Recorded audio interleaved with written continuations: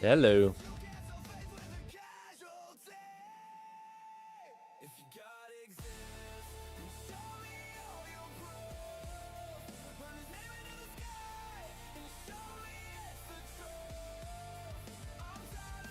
Hey, sober.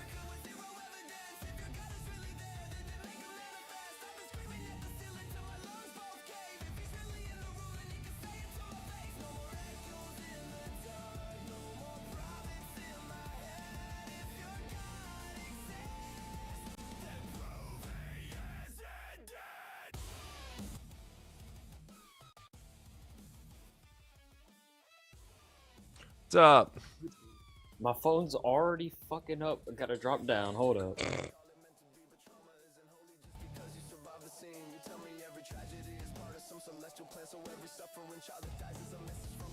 Oh man, that's a lot of studying.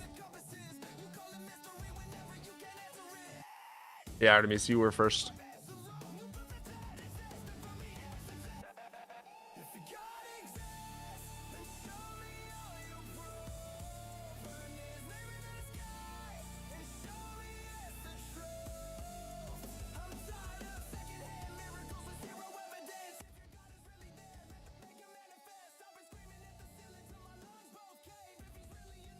There we go. Yep.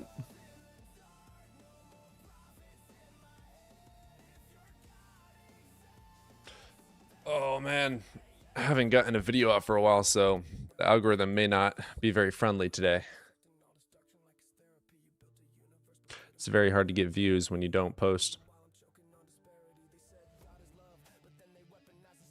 Yeah, that's fair, sober. I totally feel that.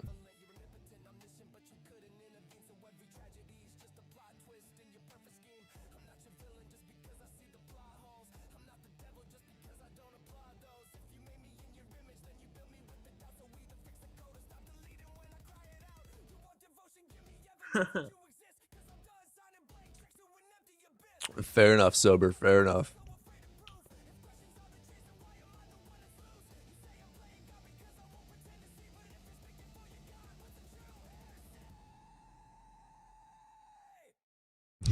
Bible boy. You know, I was over on Dalton's live, and Contra had to bring up that nickname, and then Dalton has now deemed me his sidekick. Hell yeah.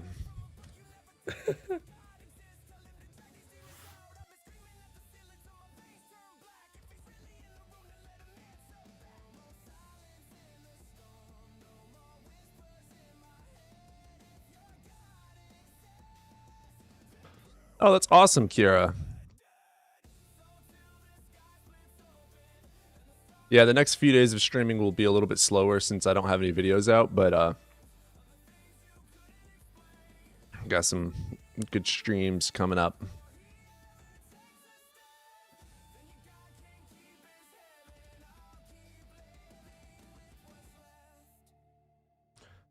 That song will never get old to me. I love that song.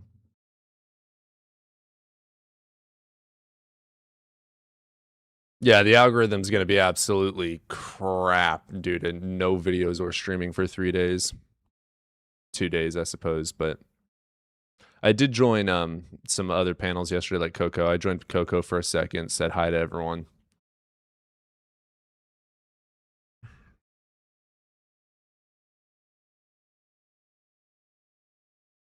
I swear, Return has like some kind of like problem with me, man. Return none.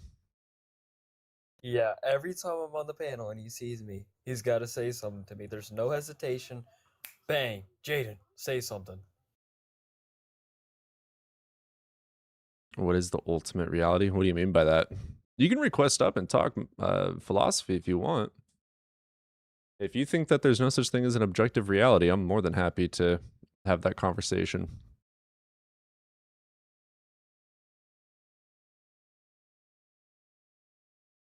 I actually did. I was in a panel. I was in Skeptics panel a few days ago, and there was actually a gentleman that didn't believe in objective reality like at all, and that was a very interesting. And then he was strawmanning the crap out of quantum double split experiment, and I was like, dude, oof.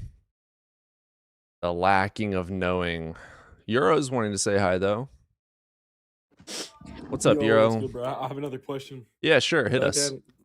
Okay, so I think I already asked you this, but how did like animals get here and stuff like that? Well, that's. I mean, so like, if we're talking about any sort of animal, anything like that, that's going to be biology. If you want to say like, where did they initiate from, then we're going to be Yeah, like talking where about did like they come from? Like where? abiogenesis. Arabogenesis? Abiogenesis. Yeah. What is that?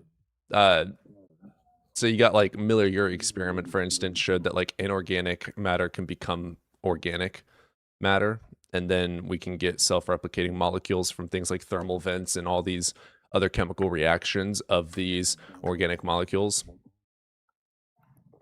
Okay. Yeah. I'm gonna ask you another question. I was literally like waiting for you to get online, like waiting to see you online like all day today. Sure, brother. Oh, frick, I had a brain fart. I can't like dang it. Dang it. What was I gonna ask? You got this. Oh, dang it, dude. Where's Sober? Is he not here today? Sober's in chat. Oh, Sober's in chat. Oh, that's tough.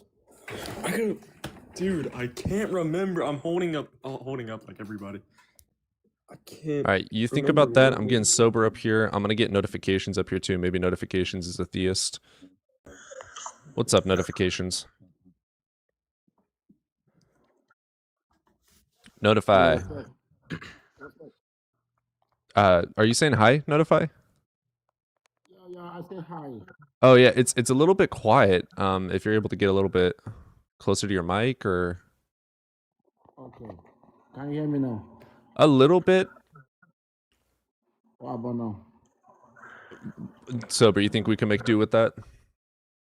Yeah, I think he's just mumbling. I don't think it's his audio. It sounds like kind of muffled. Sure, we can go for it. So, Notify, are you over the age of 18, brother? Yes, Okay, which god do you follow? there is God. Which god? You. Me? Yeah.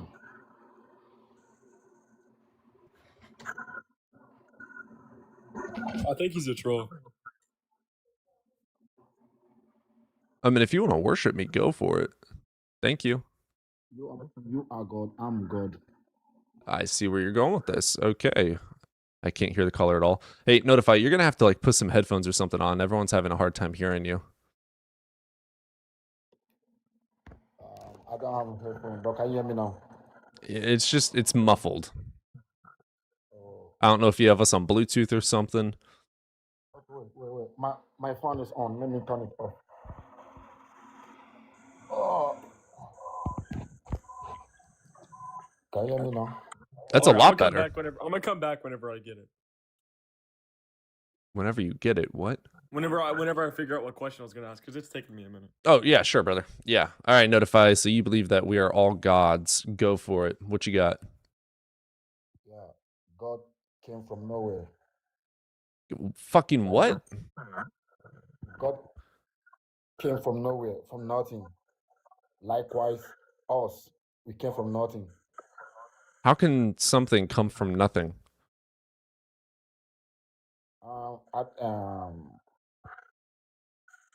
What does nothingness have that something can come from it?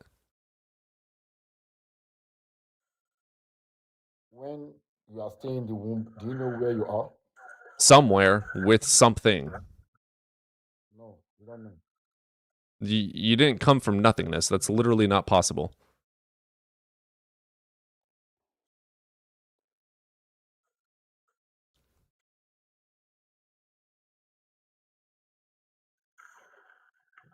Or I believe that there is no God in the sky or whatever. God is within us. God is inside of us. Do you have like a sonar, like radar detection, like in your room?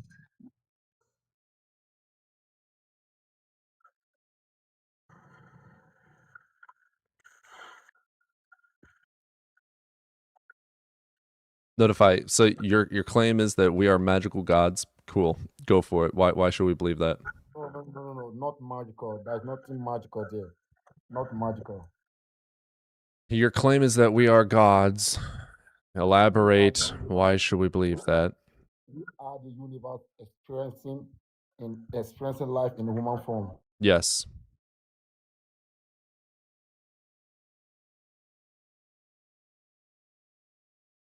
Is the universe God?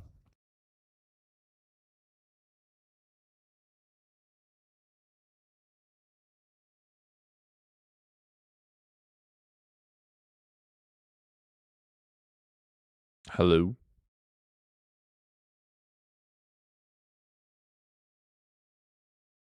He dropped. Did it not sound like he had like a sonar detection like system like next to him? There's definitely some weird audio. Notify, I'm not going to pull you back up just because it seems like we're not going to be able to get anywhere and your audio really sucks. If you get like some headphones or something, I'd be more happy to have you up, but it's very hard to hear you, and then also you didn't have a point.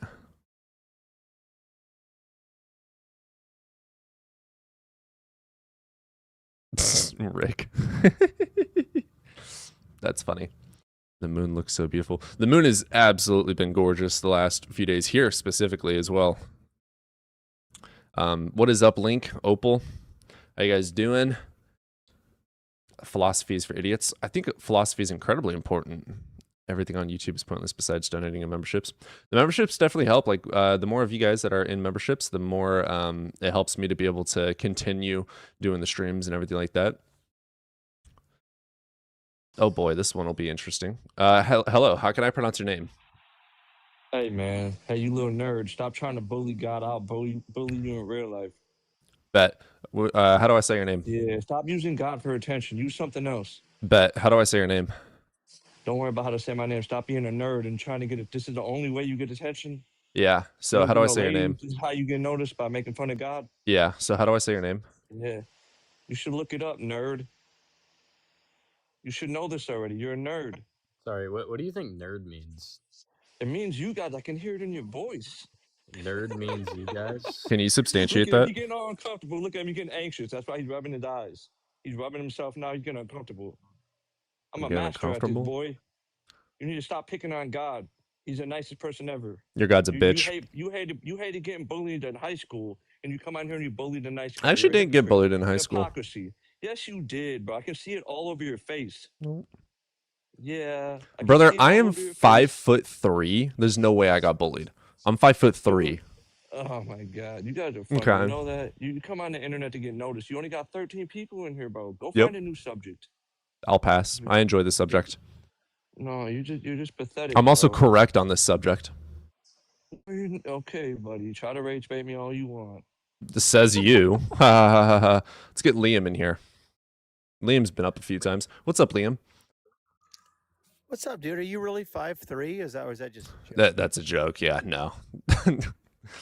I don't even know if I've ever met a man that was 5'3". Yeah, no, I'm 6'4".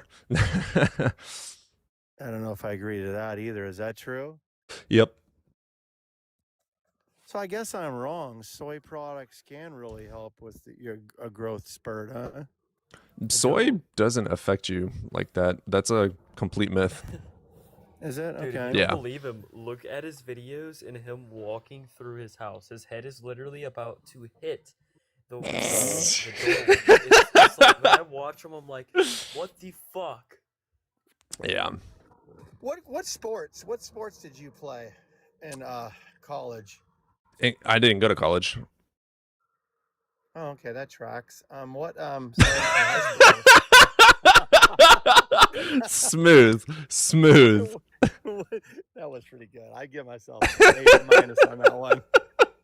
That was pretty good. No, Hey, if I'm opposition, can I just stay up here and just kind of chime in and be opposition to you having your debates? It'd be fun. It'd be like a little parrot. I honestly have chiming nothing in. against that. Sober that be Jaden, crazy, do you have though? anything against that? Hey guys, check this out though. Have you ever seen a live where you have somebody who's this could be great. You could have somebody who's in complete opposition to your worldview, sitting on the panel going, "I don't agree with the host at all. Why are you even here?" I mean, we do get have you ever heard of Catholic Thinker? No, I don't believe so. He's a Thomistic Catholic here on TikTok. Very, very, very fucking smart gentleman. We have him up all the fucking time. We don't agree at all on his line of reasoning, but he's fucking phenomenal as a person. So I always have him up. Like, I don't hate Christians. I don't hate religious people at all. What I do hate is the indoctrination. If we're keeping him up, we have someone in the guest box. Oh, we do. Okay, you can talk to the person. I'm definitely opposition, but if you want me to chime in and keep things going, I would love to. But I hear what you're saying with indoctrination. I think that happens in church for sure. But I think that you can have for sure have a faith-based spiritual life without even going to church and reading God's word. Yeah. Well, so indoctrination just simply, I'm very big on dictionary words. So in Oxford Dictionary, indoctrination just means spreading a belief uncritically. So for me, any belief that is spread without evidence justifying it is indoctrination. Yeah, but indoctrination can be really good or it can be really bad. I don't think it could ever be good. Do you think that if you indoctrinated children to be really great at math, it would be a bad thing? That wouldn't be indoctrination because it's spreading a belief critically. How do you know that spreading morality is not critically should be critical? Well, that's based on like however you hold your moral justifications. For me, I believe in subjective morals that are grounded in societal constructs. So if being a good person, quote unquote, in society, if the survival of society is important or good, then we ought to do things that help benefit society as a whole. So for me, when it comes to being quote unquote good or bad, is dictated by whether you're harming someone in some form or another or not. Okay. I'm going to test this theory real quick. So, do you think that you think Schmittler was bad by Yes. say 6 million? I don't think that was. Who even knows what the exact number was? He unalived like 6 million Right. people. Do you think Schmittler bad? Of course. Okay. Do you think that you think Israel is guilty for Palestine? Do you think they're guilty is for Iran as well? Brother, I can make this super simple. I think killing tuna fish is bad. If you are Okay, causing so- harm so to you- another thing, it is bad. So Israel bad? Okay, for sure. Just I'm just not say saying that. It's fine. I'm Oh, so completely they're not- ignorant on it. They're not responsible for Palestine. I have I'm no not idea. saying I'm that. completely ignorant on it. I try and avoid politics quite a bit. I think that you kind of know where I'm going with this, and I know that I listen. You're smarter. I'm going to say this. You're smarter than I am, and I know that you know what's going on with the wars abroad. And now you're just I don't. You're trying to now you understand where I kind of roped you into like a little doozy, so you don't want to answer it. And I get it. It's smart. It's a good strategy. I mean, if I'm ignorant on something, why would I talk about it? You don't have to be completely knowledgeable. I'm to be completely able to just ignorant. ample answer some simple questions. So What I my do point find was- is evil is bombing a school of children like your daddy Trump, but But wait a minute. That's wrong. That would be off of the influence of Israel saying, "Hey, brother, we I don't need- know. If hang did on, children die? We need to G-side the government of the IRGC." If they said that, Which- that's bad. If someone else said Okay. it, it's bad. If someone is killed, Wait it a is minute. bad. It's getting political, Let's bro. talk this. Let's talk this through. I'm So not Israel- talking, brother. I'm not going down politics. I'm talking about God. I'm not doing politics with you. Yeah, you bro. are. What's up, John? Yo, what's up, man? How you doing, brother? You over the age of 18? Yeah, I'm 45. Okay, cool. Which God do you believe in? Christian God. Okay, cool. What you got for us? Why should I believe in it? Yeah, let me give you some evidence. This is Sure. pure evidence. Leave the Christian part out of it. Sure. Just logical, like normal, everyday evidence. So there was these three kids that I'm gonna tell you a story. You can go look it up after we're done. Okay. But anyways, these three kids were saying that they saw a ghost. Like they were in a farm. They lived in this little farm town. It's called Fatima. Sure. I think it's in Spain. But anyways, they were saying that they seen this ghost, and this ghost was telling them things. And then their parents got involved.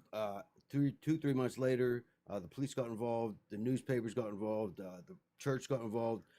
Anyway, long story short, it was about 8 months later that they were seeing this ghost once the same day on every month, and the ghost was telling them they needed to pray the rosary and that she was going to do this big like miracle, and it was going to be about the sun because the kids were saying no one believed. Oh, you're us. talking about the 1917 apparition. Right. All right, so whether that actually happened or not isn't the point. Well, we So- know it's a light refraction, but go on. Right. Okay, fine. Anyways, all these people, 70,000 people came to this little town. This was before automobiles. So they either walked or they took a horse or a buggy, you know what I mean? Yeah, and then they saw a light refraction. I don't know what they saw, but that's not the point. They saw light refraction. As a light refraction, is that what it's called? Yeah, it's like, so what they saw was like lights, quote unquote, dancing, which means that there were just like waves of different colors and whatnot. It's just light refraction. Okay, well has that ever happened again? Yeah. And have people made a big deal about it? Yep. Okay, well, here's the deal. You How know, do there's those been kids like know- multiple second comings of Jesus, right? Like there's like every like how do 10 those years, kids someone know- says they're How God. did those kids know 8 months before the day it was going to happen? I don't know. Because she told them. 70,000 That's people pause. wandered in this You want to town. think about this critically. How do we know that they saw a ghost? Yeah. Well, forget about it. How did they know for these 70,000 people to travel to this town of 500, the population of 500, this little cow town out of nowhere, and they came to see something for Mhm. what? Yeah, let me What- ask. What made them come there? We What got to made them ask a come lot there? of, yeah, we're asking questions. So how do you know that these kids said that? I believe it because the people showed up. Why else would they show up? Well, then there was no kids and people showed up. Cool. So What like other reason why did they have to come there? light refraction, something with light and the sun and the Okay, moon let's say- happens let's say it was a light consistently. reflection. How did the kids know that day this light reflection was going to happen? I Were don't they- even know if the kids did. That's what I asked you is how do we Okay, know that so there were my- kids my- involved? How do we know that the Well, kids saw a ghost? How do we I know don't that the know. I ghost don't said know. I don't something? know. Give me a reason. Then I these don't know. 70,000 people came to this town I don't know. Give me a reason to believe that a god did it. because the kid said, and it happened. So a kid said something and something happened, therefore magical unicorns exist. Okay, You're not so going to if I look make a any deeper prediction- into it. If I make, I look many deeper into. It's That's not the a only reason I'm prediction. Christian. I wasn't a Christian for a Brother, long ass time. brother, until that's this not came that's up. not a prediction.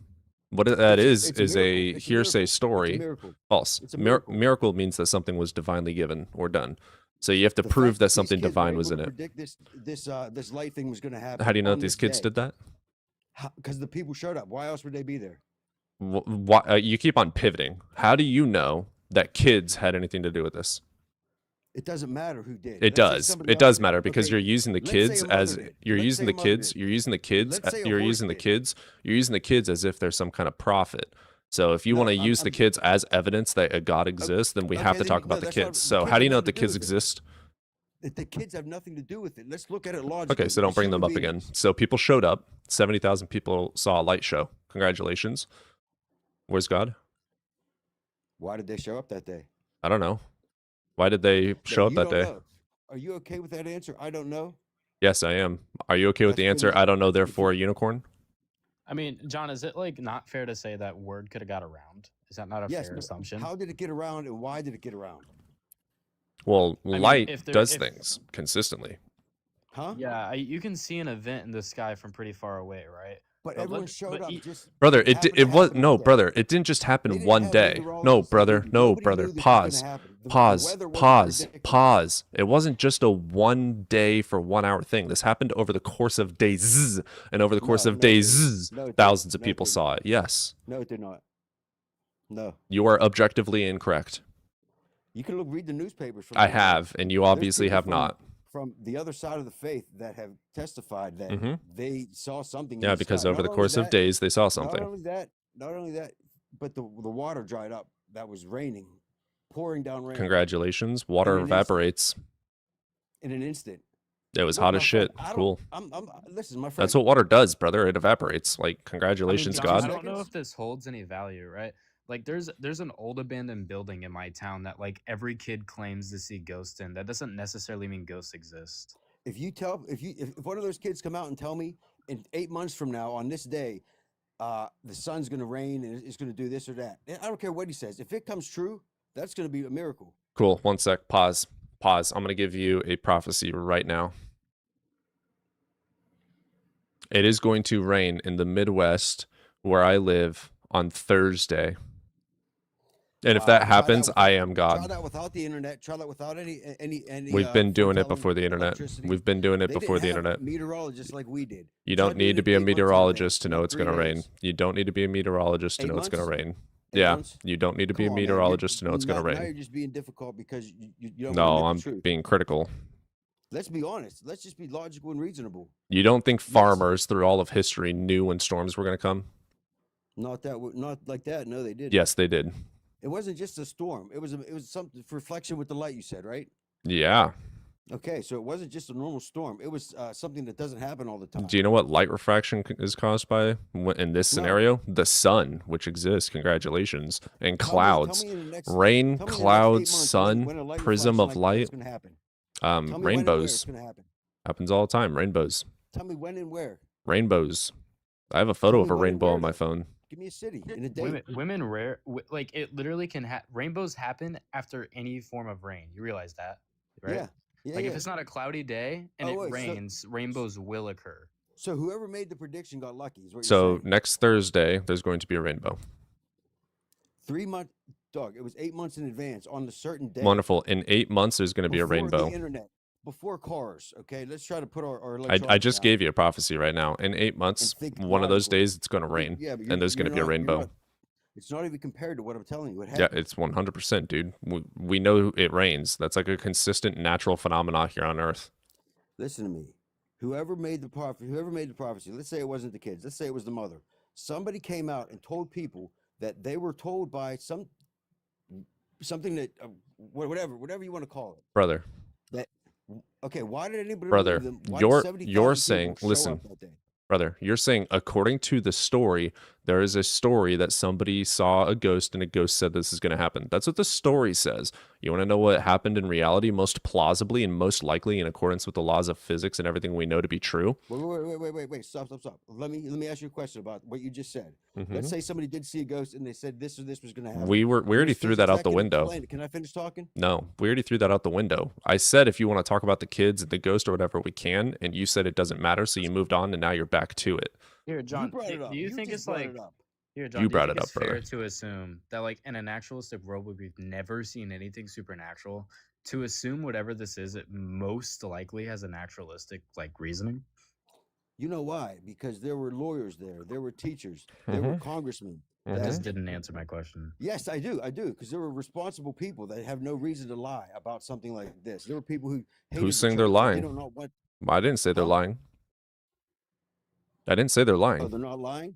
If they're not lying, then go read No, their books. the apparition did happen. People did Go see read their light. testimony as to what Yeah, happened. I did. I know that people saw some light refraction. I know. The sun moved in like it got bigger, and it was moved in like it was going to crash onto the earth. Everyone It was danced screaming. around light refraction. It did not get bigger I'm or not saying smaller or what it whatever. was. There was a light What you're refraction. describing is not anything I've ever seen before in my lifetime. Then you need to look up at the sky more often because it Well, happens. You've seen it. You've seen this happen before. Yes, in your I've life. seen the sun quote unquote dance. It's light refraction. It happens all the time when it's raining, Whatever, brother. dude. You need to read some of these testimonies. man. John, but to my knowledge, I could be wrong here, but if there's some form of light refractions, this at some point it's gonna act like a magnifying glass for like split moments, right? So that will kind of have that dancing motion where it'll kind of have that effect like it's getting closer, but it's really not. Okay, but how did they know the day it was going to happen? You're presupposing they did. You heard a story that there were some kids, according to the story, that said that something was supposedly going to happen. That's not true. It's a story that you read in a newspaper You don't article. believe the 70,000 people showed up. Did I say that?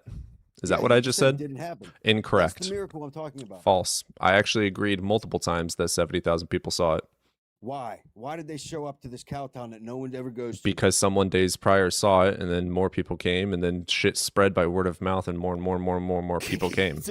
So it was going on for days, you're saying? Yep. This whole thing was going on for days? Yep. So the newspapers, the national newspapers of Spain at the time would print this happened this one day and this one time? They didn't. Yeah, they did. You can read it. Go back You're and read like it. objectively false. I don't even think you read this at all. I I'll think tell you what, I heard tell this you from what, someone. Let's stop. Let's make a bet. If I'm right, if I can produce one of those newspapers for you in that time, right? What was this called? Do you remember what this is? Apparition of Mother Miracle of Mary or Fatima. something? The Miracle of Fatima. 1917. There we go. I was You knew correct what it on the was. date. Hell You yeah. were. Yeah, I was surprised. Well, yeah, Christian because I looked at me have and said looked that. into this, and you're just objectively wrong on like 90% of what you're saying. Listen, I did not like Christians. I did not. All like the right, so Catholic listen, Church. the first apparition occurred on the 13th and continued monthly. So people saw it, the news spread, more and more people came. As I said, you are objectively fucking false. My man, It you could happened, read some something on people the saw it, internet. and then more people let's do came. let's do some odds or some pick 10 of them and tell me what most of them say. I guarantee you they're not going to say what you just read. People saw something. They saw They're not light gonna say refraction. it continued. People's autobiographies are not going to say that what you just said as what happened. Yeah. I mean, someone can show I up. just like- read it. Anything on the internet. John, you gotta anybody can- think of someone like who shows up, right? If I show up, let's say it's been happening for a month, and I just showed up by word of mouth, Then and that's someone different. says, "Yeah, but you show up and you say by my autobiography, it's like I showed up and it happened to be on this day." Right. They You're right. could That would be very messed up. easily have No. no prior knowledge, right? That would be No pri- that would be entirely different. Then I wouldn't believe in it. But If that's it went on for what 2 could days, happen, If right? it went on for 2 days, I wouldn't believe in it because you're right. If someone said it was happening and it was still happening, I would go there like It was in still hours. happening. That's what it. It was searched, still like, literally showed. happening. That's what I just read to you. It happened No, monthly. It, was not. It did not happen monthly. That's literally what the In 1917, during the Read the turmoil of newspaper. World No, War no, I, stop, three stop, young stop, stop, shepherd stop, stop. children, Luis what's de the address? Santos, What's the age 10, and her What's the website cousins, address? Francesco and Jacinta Marto, reported visions of the Virgin Mary near Fatima, Portugal. The first apparition occurred on May 13th and continued monthly through October, always on the 13th. The apparition continued monthly. The apparition. Yeah, so continued it monthly. happened every Not single the month. sun, not the miracle of the sun. The apparition that they saw. That continued is monthly. the quote unquote miracle, brother. No, it's not. The sun's monthly miracle. thing happening. Yeah, the It's called the sun miracle of doing the a sun. refraction of light through rain and clouds, Dog. etc. Yeah. Dog. The apparition is the spirit appearing. There was no spirit, brother. All right, let's say there wasn't. How did they know what date to pick? Because it happened that's monthly, confusing. brother. The apparition happened monthly, not the miracle of the sun. That is the What's quote on the unquote monthly? miracle. The thing that Okay, happened why- on a monthly basis is the Okay, quote okay. unquote miracle. Okay, why did nobody show up the month before, but then 70,000 people showed up in October? Dude, I don't know because it happened happening in monthly. October. But it was happening monthly. They And could've it went any day start of the- no, Why would they nope, go during the summer nope. when it was Listen warm? again, listen again. The first one occurred in May and it went into October. We're talking about two different things. But let's say False, we're the incorrect, apparition. incorrect, incorrect. In 1917, Look, the apparition is when incorrect, when false, the Virgin incorrect, appeared. false, incorrect, false. In 1917, 3 children, Lucia, Francisco, Jacinta, ages 6, 10, and 8, supposedly had visions that something was going to happen. They did not say what day it was going to happen. They did not say where and why, etc. They said something is going to happen. And then guess what? Something happened for months on repeat. It repeatedly happened. What repeatedly happened? And towards the end, on October 13th, after all these months of it happening, a total of 70,000 people saw it. Not on one day, 70,000 people magically appeared. Through months of it consistently happening on the exact same date every month, people went and saw it. Nobody testified to seeing the Virgin. Nobody testified to seeing the Spirit. Nobody testified to seeing the ghost. They were talking about something else.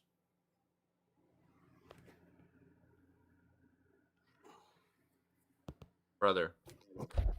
3 My friend. children supposedly reported that they had a vision from this ghost. Nobody saw the apparition but the kids. The vision from the kids said that something magical was going to happen.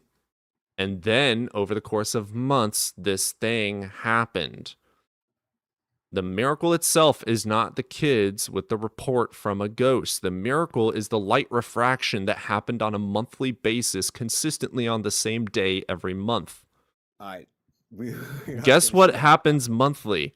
The sun and moon have specific alignments in the sky. Has anybody ever seen something like what he's describing? Yes. I haven't. Through all of history, yes. All right, look, if you don't want to believe We it, know when comets are coming, dude. not in 1917 they didn't know that Yeah, stuff. they did. Okay. Fucking anyways. telescopes have existed longer than Anyways. 1917. All right. Calculus has anyways, existed longer than 1917. the problem that I have is the date. Like, I did not know how to get over that. There's nothing. I already tried explained it. every logical. You did. We're gonna move on to someone with. with a brain. You continue being completely delusional. We're gonna move on to John. From one John to another. I'm Hell 22. yeah. Wonderful. Which god do you believe in, brother? Non-denominational God. Okay. Kind Sure. of just something I've determined that exists. I guess you could. It's supposed to be a fallacy known as the God of the gaps. Like, it's sort of a connecting energy for everything, but that's not the point. I just had a simple question. How do you explain love? Chemical reactions, serotonin, oxytocin, and norepinephrine. So, like, those chemicals will drive you to lay your life down for somebody else? Yes. We can bottle it and inject it into people and make them feel things. Yes. We have done it and do it to this day. Yes. When you go because you have some sort of problem with, let's say, sadness or something of the sorts, you go and they give you pills, etc., to change your chemical makeup, and it can affect your moods and cause mood swings. It can cause more balanced emotions, etc., because it is chemical reactions. And I just named you 3 of the chemicals. We know this as a fact. Solution. And those, you're not just dosing people with the chemicals, you're dosing them with other chemicals that interact with the receptors, not the chemicals Correct. themselves. So it's all a chemical reaction. Yes, correct. And again, that's not a permanent solution. Correct. Because like depression, for instance, is not, it's actually something going on in your brain. Like there is neurological things going on. So yes, it is not a perfect that's solution. A component, but stress is not totally explainable by sheer chemical reactions. Like the I just think it's shallow to ignore that some things like love are divine. Like and Listen, John, I'm a poet. I know exactly where you're coming from, but simply on the scientific side of things, this is like, I mean, there's like panpsychism, which yeah, that would more than likely agree with what we're saying here, but their position's interesting. But yeah, I absolutely hear where you're coming from, and it is a shitty way of putting everything too when you have such a mind like I do, and I think you do as well. But it is what we truly do see with things like love, you know. And I also want to ask, when you keep on saying permanent solution, what do you mean by that? I think living a life without any devotion and a genuineness, like devoting yourself to nothing but the opposition of devotion, is a life devoid of meaning. Well, like you need to have completely up to you. purpose. What gives us purpose? Is it chemical reactions that give us purpose? That's It's just purely internal subjective. goals. Yeah. It's goals, Yeah, right? it's Like just you, goals my can friend. vary among people, but like Right. I So don't that think you can name ability a to single person without a goal. experience- Animals don't have goals. What? They Yeah, just they do. reproduce, Survival? right? Their sole purpose is to reproduce. No, it's You not. And don't think survive. survival is a goal? Or finding food for the day is a goal? For animals, sure, but for We are humanity animals, at bro. this point, in the stage of development that we have reached, I think that we serve a higher purpose. And generally in history, our purpose hasn't just been survival, but exploration, not just of the physical realm, but of self as well, on a more metaphysical level than most other animals can Do you explore. would you say that every single person has a goal of learning about self? I don't think that's the sole goal. Okay, so that's not the that purpose of should- life. Wonderful. Can every single person give birth?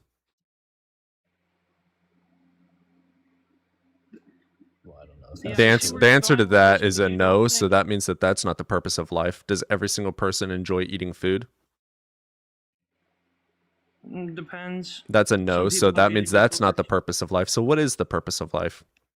Simply to experience, especially from a standpoint of love and positivity, as much as you can. So living in the present sociopaths have moment. no purpose to life? Why did I say that? Because they don't experience what things makes you like say love that? the same way we do. So that means that they have no purpose to life. See where I'm going with this? You can't say They that still there is experience no love such or- thing as a one true, objectively true purpose to life. Everyone has their own subjective purpose in life. Some people want to build a family. Some people want to build a career. Some people want to travel the world. Dale, Some I people want to, et appreciate you. cetera, et cetera, et cetera. Like there is no an Right, so objective purpose to life. Not everyone wants to explore. It's, like John, for what instance, you're I have trying to family hold members to- that never fucking travel. They fucking hate it. John, I think what you're trying to hold to is that like we wouldn't be able to, you know, reflect a purpose, right? Or even question a purpose without the ability to experience. Is that kind of what you're going for? Sorry, repeat that one more time. Are you kind of saying like the baseline for life, right? To the meaning of life in a sense is just experience, like the ability to experience. Sure, Yeah, I because know, what are we but- if but not the universe experiencing itself? you're making that's what a fine gave us tuning this argument. ability by the to way. experience? Is it simply chemicals? I mean, Cody can like tell you about MRI machines. This is like talking about how we have no reason to think that the consciousness is not within the brain. It's not an emergent property. We have no real reason. You can question it, sure. We just don't have a reason to question it. Right, but so why? So if with unexplainable questions like that, why not accept that maybe it's something divine, and then devote yourself? We do to question doing that, your but there's no best reason to think by that. I don't know. I just choose to have faith that whatever gave me this ability is enjoying the ride, as I am part of it, and it is Well, part of me. your parents gave you the ability by fucking and having you. John, do you think it's fair to assume like sure, it might be a divine thing, but it probably makes more sense if it's like a naturalistic explanation? At this point, no, we can't because that hasn't emerged yet, What and I'm hasn't gonna emerged? choose to have faith. I mean, like, there's an equal chance that God is both real and not real, I don't think that's true. and I respect your opinion. That's fair. I guess what I would like, I get opinions and stuff, but like, I kind of want your justification. Like, why do you think it's a 50-50? Because it depends on how you devote yourself to living life. Like, are you strictly analytical and pragmatic, or do you feel? You can have mean, both.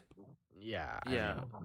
I don't think that the only way to feel anything you need to subscribe to a higher power. I think just simply some people aren't convinced by that. Like we have no reason to think that way. A higher power doesn't have to be something with form. It doesn't have to be the Christian God. It can I'm be not different saying for every that. person. I'm saying that we don't need to hold to that. People just aren't convinced by it. Everyone's got a higher power. It just looks different for different people. No. Like, do you devote yourself solely to living just for yourself and your own self-interests? No. So what do you devote yourself to? No specific thing. Hmm.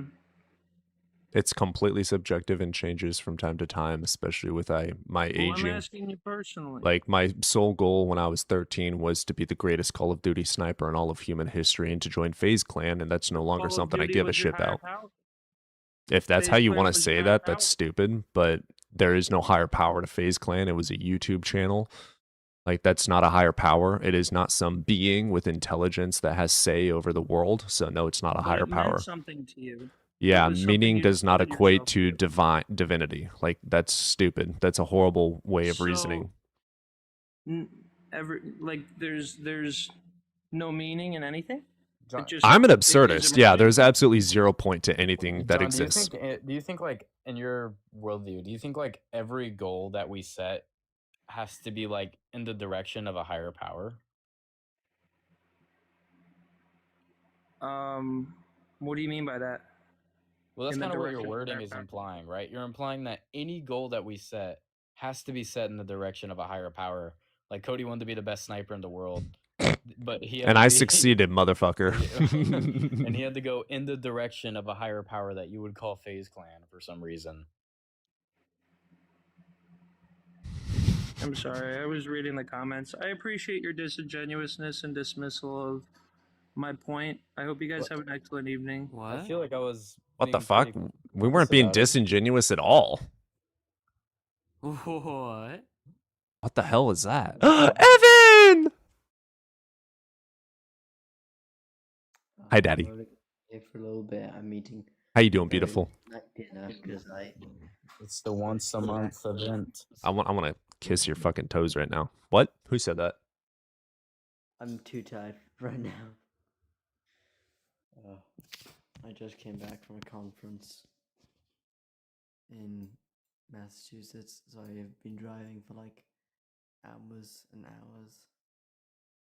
You do not sound like you're from Massachusetts. And I was like from 10 to 17 until I went to college in Europe or in Britain.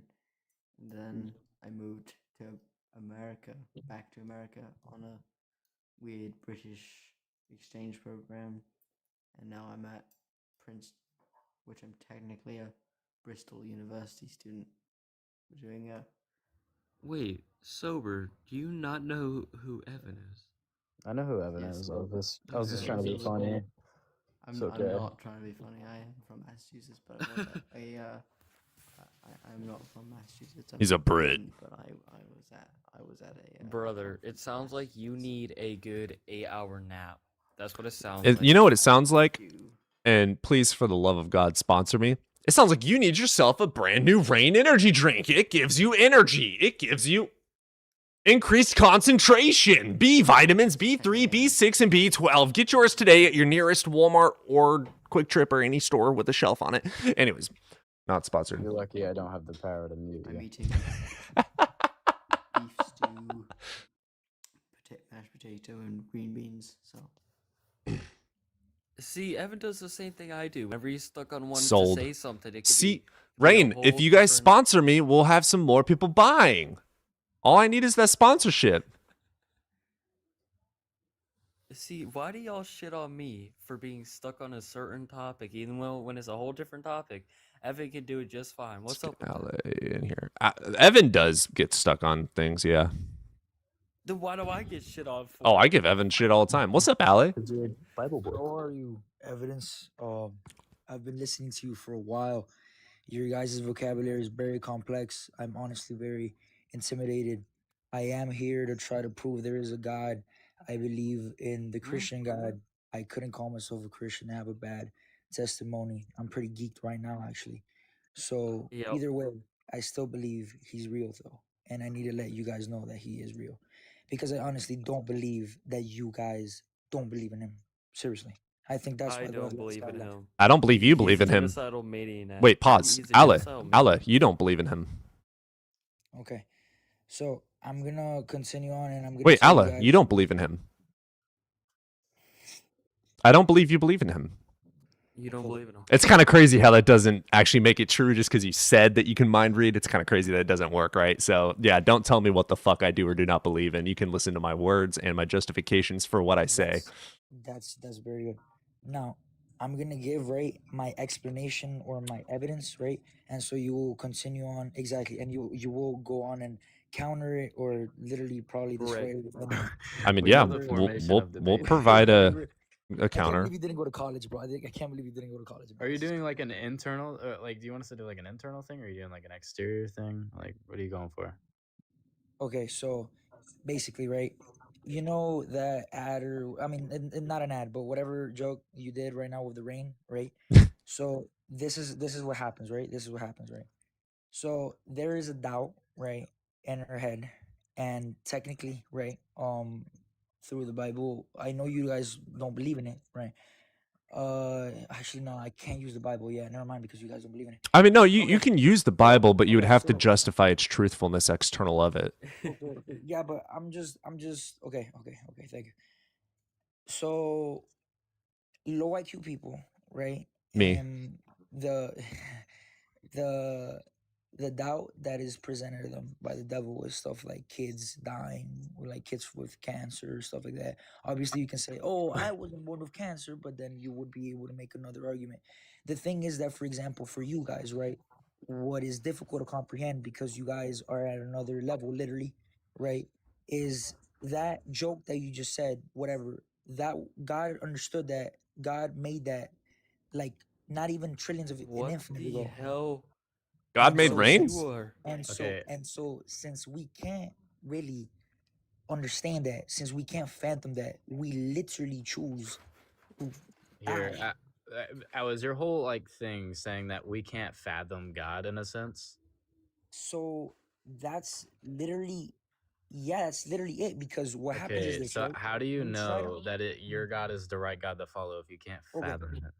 So right, exactly. That's literally why. That's exactly why. That Because does it's not absolutely follow. unfathomable. So in his own way, I understand that through objective morality that you have, and you guys all Objective. Are that you you guys sober? all have, right? No, Yes. no, Nah. he's No, not. no, He is I'm not. I'm he not. is on a Wait, whole listen. nother spectrum right now. Okay, Here, listen to me. He Al, is I honestly No, no, think you like can't. look, You he's can't internal, put this right like guard on. next Hold with on, no, Yahweh right now. Same level. They're eye level. They staring at each other right now. That's the level he's on. I mean, it's Okay, so objective morality in all of us, right? No. Obviously, well, okay, the wait, Al, There's you skipped the no. part. You skipped the evolution, part. right? That's a massive leap, All the part brother. of evolution. Pause. Pause. Dude, Pause. yo. Pause. Do you want to talk about morality? Do you want to talk about God? What do you want to talk Dude, in about? every fucking category. Okay. At this point, bro, right?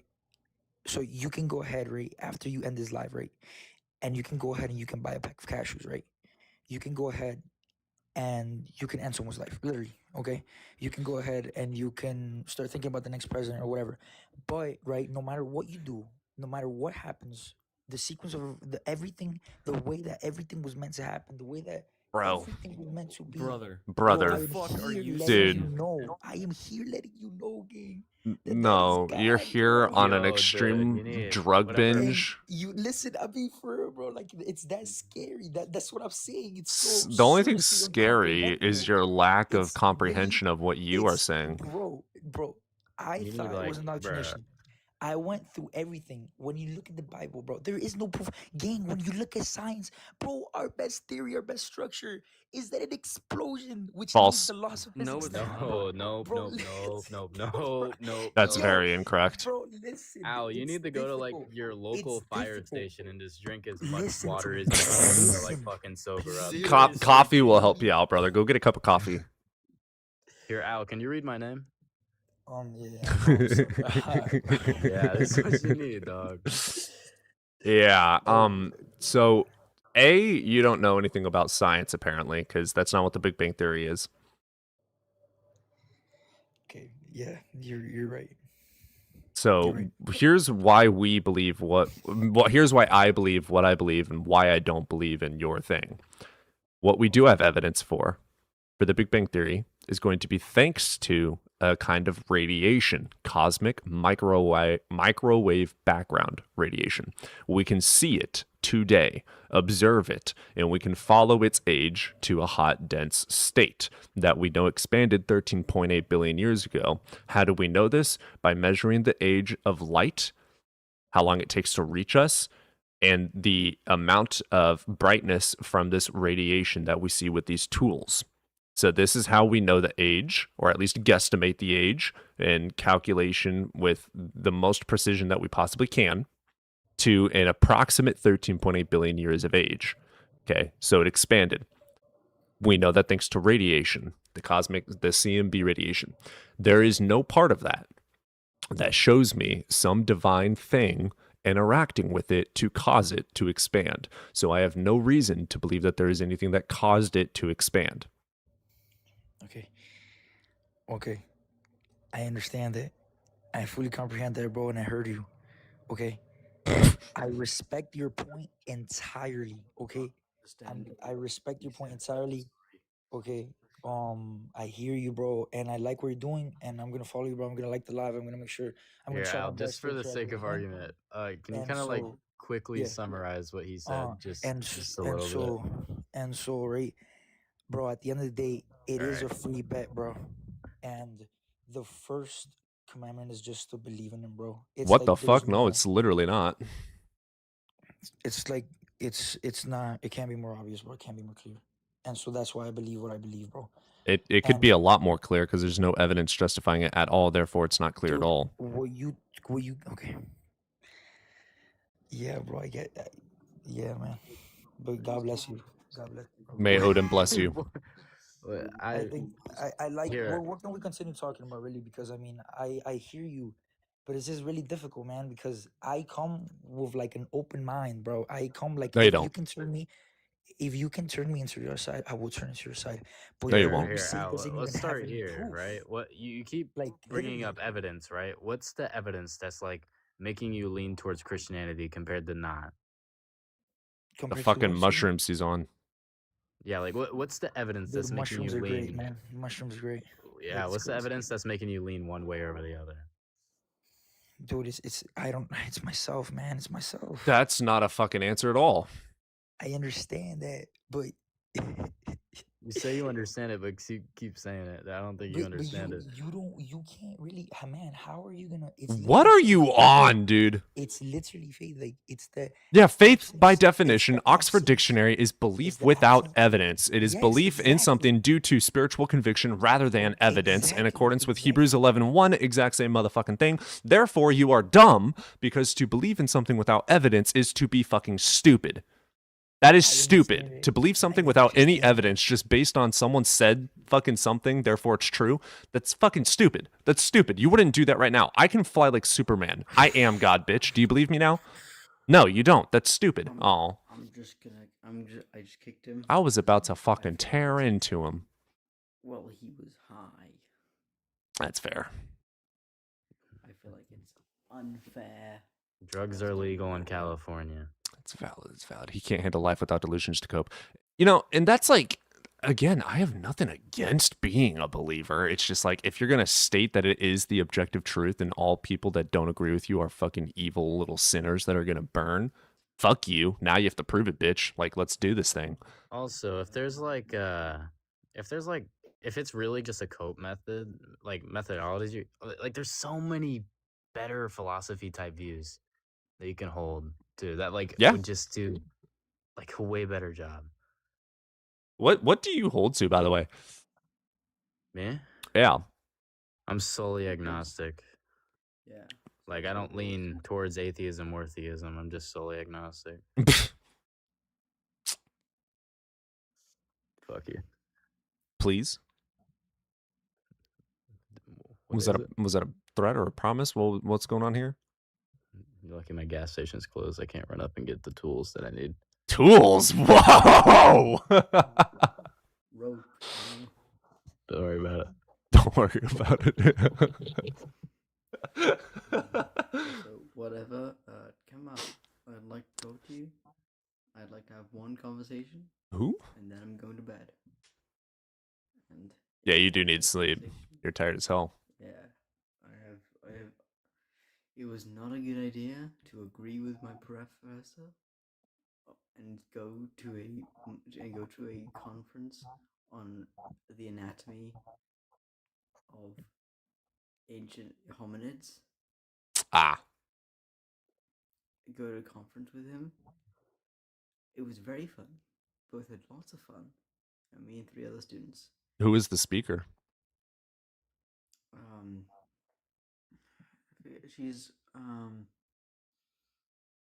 She's working for a doctorate about the foot. Basically, she's studying the bipedal patterns on not bipedal patterns, the bipedal locomotion of Australopithecines. I'll have to remember her name. I feel like it started with it was like Kelly something. I feel like Kelly was her name. Might have been last name or first name. I don't know. I'll try and remember. Very, very interesting. I mean, she's a very smart woman. But yeah, very interesting. Someone wasn't paying attention. Nah, I'm just playing. I know you're tired as Dude, hell. it happened about at like 12 in the afternoon. So it was about almost 12. It was about, 12. Sorry, not 12. 10 hours ago. So it's over. And I've been driving for the last 4. So Sucks to suck. how to do that? I'm sorry. That was my neck. Prove it. DM me. I'm already there. Yeah, no, if I don't get a debate in the next 5 minutes, I'm going. Probably won't. It's I haven't had any videos up in a couple of days, so the algorithm is not very loving to me right now. I will open up the YouTube call in though, if anyone on YouTube is wanting to call in. Lines are going open. Hopefully you don't have. Gotta figure that out. And lines are now open on YouTube. Hopefully we don't have What's up, Chixie? How you doing, Chixie? Nice to see you. Hopefully you don't have thorns on YouTube again. Huh? Darth Thorns. Oh my god. You know who I do want to go fuck with now? Darth Dawkins. Because he was my first, like, ever debate when I first started over a year ago. And I was so fucking ignorant. And I really want to, like, do it again and see how pissed off I can make him. I mean, he was just. I'd fucking dog walked him, dude. I haven't He had made, a like, chance to whole dog walk him. He- I was he- too he dumb. He was making like he said it's like everything positive, like he's saying existence must be positive because non-existence would inherently not be positive. And I was like, sure, that's fine. And he's like, everything that exists and everything that like is God must be positive. So I was like, so everything that exists must be So God. he's using Spinoza's argument to entail a personal God. What the fuck? Yes, but then I was like, so is everything God? Right. And yeah. he said That- no. that- He said no. no, that What? doesn't follow. What do you mean that doesn't follow? That's literally how that follows. That is literally the reasoning. What? I don't know. Alright, if you go mess with Darth Dawkins, someone clip that or Cody screen record it or whatever. Because I'm going to bed. Bet. Someone send it to me. On I've got him Discord blocked. or- I've had him blocked for a year, so that won't happen. But Don't unblock him and join his live. When- ew. No, don't join his live. He has to join yours. He's kind of like he's like a Pokemon that like rarely shows up and just says the same thing over and over. Mhm. That'd be funny, yeah. Yeah, no, I'd like to like talk to him and say like, hey, I do not care about the existence of God. That can be a date. That can be a debate for a later date. Evan, go to bed. I want to talk about evolution. Okay. Good boy. Jay, why do you keep joining up if you're just gonna leave every fucking time? He did say he had to go. If someone does want to have a Contra as well, if anyone wants to talk about the Bible in particular, Jaden and Contra are pretty fucking knowledgeable on that. Yeah, Bible Boy is pretty good at that. Yeah, the Bible boy. There's also Bible girl, or I don't know pronouns actually, but I'm assuming girl. She, they. Got it. Yeah, okay. That's correct, right, Contra? She, they. I mean, I'm pretty sure that's. I feel like that's I correct. know, NBC. Evan, my friend, you need sleep. God. All right, go to bed now. I Bye. know you feel like debating. but As a man, biologist, you need should some know how sleep. important sleep is. He listened like a good little boy.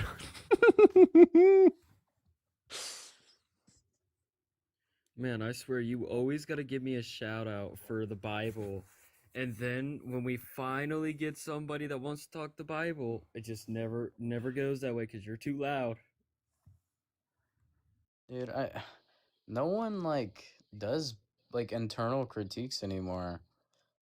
Like because it's so hard to get to that point. That's and that's I've been trying to do a lot more Socratic questioning because of that. It's just they struggle to get to a point. Like their whole point is God is real and you don't believe in it. Even though you do believe in it, you just say that you don't believe. And it's like, bitch, I'm not getting stuck on that. I think what you should do is kind of do what I did with that one guy. Is like ask at the beginning if they want to do an eternal or like external like argument, because I think that would give you more variety on what you kind of like talk about. Contra, come up. Oh my God, Russell, what's up?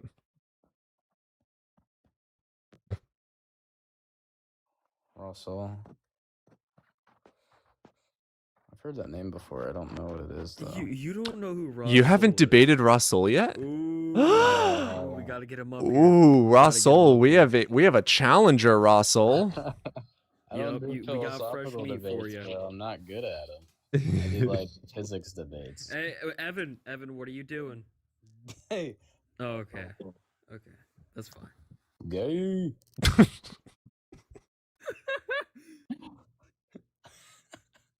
I really shouldn't be laughing at that. That's so fucked up. What? We are a safe place. Happy Pride. We love Just all of giving you. a shout out. Just don't shit talk it. I'm not. What caused the Big Bang? That's a good question. It's okay. We know the answer. By the way, quantum fluctuations. We observed it. By the way, Is that really like? Isn't there? We have observed that? yes. When? What? Particle collider. Basically, they put two ions in a particle collider. Yeah, CERN. Yeah, they started spinning it around really fast, and then they, what's it called? They like push No, like this is some energy nerd inside this shit. quantum vacuum, and How the once these collided, you can like basically tell that they use some sort of formulation to like tell that it's virtual particles becoming matter. Huh. See, Contra, this is the nerd shit, right? We like books, they like whatever the fuck they talking about. No, I said quantum vacuum, not particle vacuum. A partial vacuum. Oh, I thought. Oh, I'm just an idiot. Cool. Yeah. All right.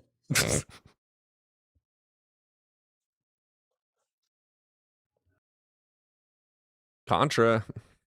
What's up? There you are. What's up? What's up? What's up? Grab my strong hand. Chat's going on to it too. What's up? What have we done? The greatest thing ever. Evan, why are Evan! you still up? Go to bed! Just because you got kicked off the panel That's it, I'm don't muted, mean Evan. you get to stay in the comments and just stay up. You got to go to bed. You I'm down, misspelled Bible that boy. so bad. Ooh. Contra, you know, I'm gonna think of a nickname for you so that I have something to say. You know, Think harder. Sober gained a nickname. Sober gained a nickname. That is not a valid nickname, and you fucking Yes, know it is. Yes, it Fucking is. no, it's not. Yes, it is. Oh yeah, what is We it, did Bible get boy? a 99 let's super see if chat I from remember. Kelly. Since I finally perceived that religious archaeology and writings are imperfect, I'm too heartbroken to study from the other side. I'm so sad that my Bible is a psychopath. Since I finally perceived that religious archaeology and writings are imperfect. Okay, so you finally learned that they're wrong. I'm too heartbroken to study from the other side. Oh, I see what you're saying. You should absolutely study it. It's super beautiful. So, like, one of the biggest things that helped me out was reading Carl Sagan's A Demon in a Haunted World. It made science seem so beautiful. Like, I gained such a respect for science through that. Oh, Sween Dog, when you say like what causes fluctuations, that's the same concept of like what's north to the North Pole question. The analogy I love to use is like a picture like a winter, a really cold winter, right? And then a window. Like you will see kind of like crystallizations form on this window even though it's like the water molecules aren't saying go there. You know what I mean? It just happens. And that's kind of the same concept. It's just something that happens. Jaden, holy shit, bro. What's up, Prosta? Hi guys. Can you get a little bit louder by chance? That's better. A little bit. I have problem with microphone. We'll work with that. That's okay. You're over the age of 18, correct? Yeah. Okay, which religion do you follow? I was raised in Catholic, but now I'm like not very religious. Did you want to argue for a god? Evan, you bastard. More like I was asking in the chat.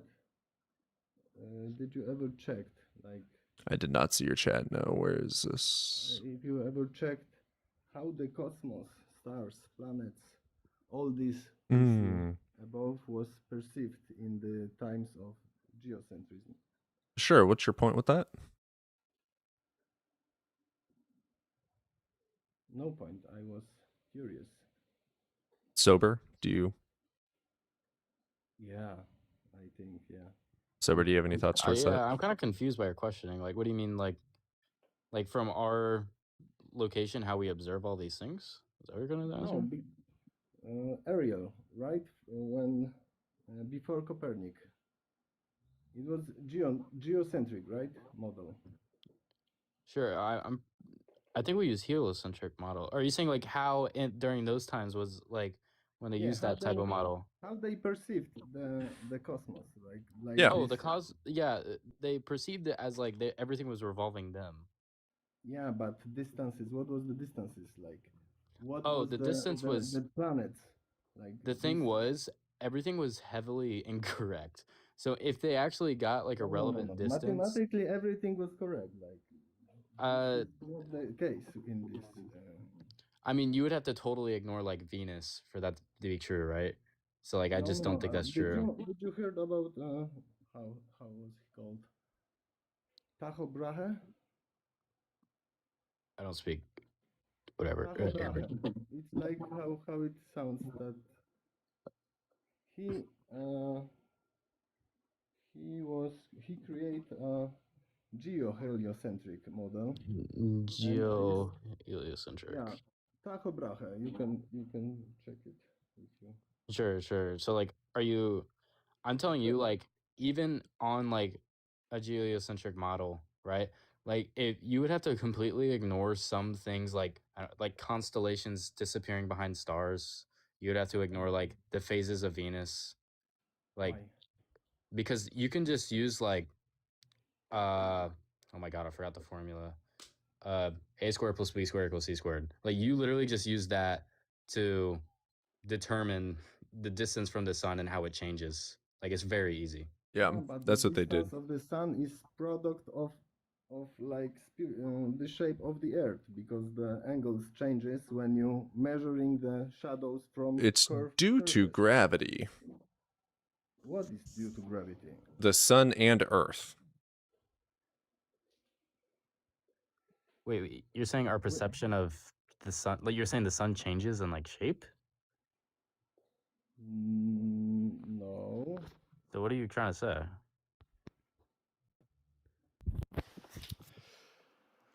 Huh. That's way better. Never mind.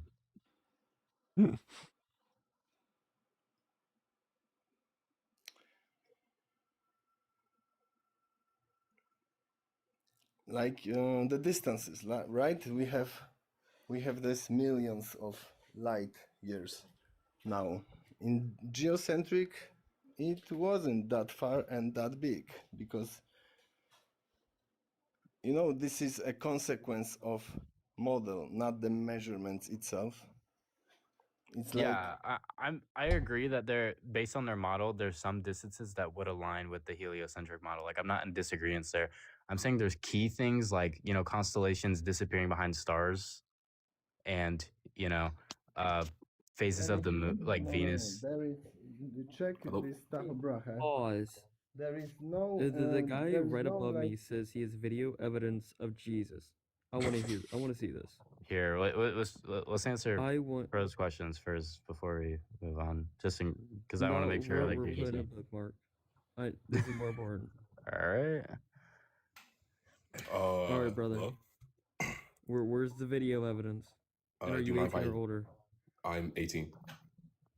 All right. Do you mind if I turn my camera Okay. on? You good with that, Cody? I have to disconnect ready. right. Don't worry. That's a chance. Yeah, if we all Wait, are able to actually, do you- disconnect him immediately, then sure. Wait. Actually, do you believe in I God? can. What? You believe in God, right? I'm assuming yes. Will you put it? Will He you says say video on evidence God of that you won't Jesus. do anything weird? On God, I won't do anything weird. All right, fine. All right, sounds good. Okay, guys, talk later. Am I cool to turn the camera on? Yeah, you're Yeah, good. you're good. Okay, hold on. Here, Pro, I'm gonna drop you for a little bit. I'll pull you right back up after he's done. All right. I was just like eating. So thanks for the. No problem, brother. Maybe sometime.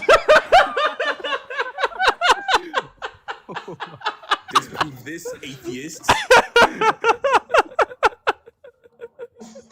Look at that. Look at that. Yo, not gonna lie, that is damn good. As a matter of fact, nope. man. You gotta do it again. Do it again. Do it again. Play it again. You got to do it again.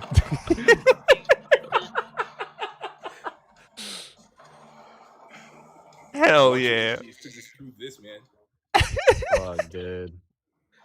Look at that. He even got Woo! skateboard mid. Dude, Oh he's my breaking the God. laws of physics. Holy shit. Literally. Oh, you could have made that. How have I never seen this get done? But like, how have I never seen this done before? Oh. Checkmate, liberal. Checkmate, liberal. Checkmate, All right. atheist. I appreciate you, brother. That was pretty funny. Yeah. I told y'all. Deuces. I told y'all it was important. I Maybe told the you. algorithm does love Told us. you.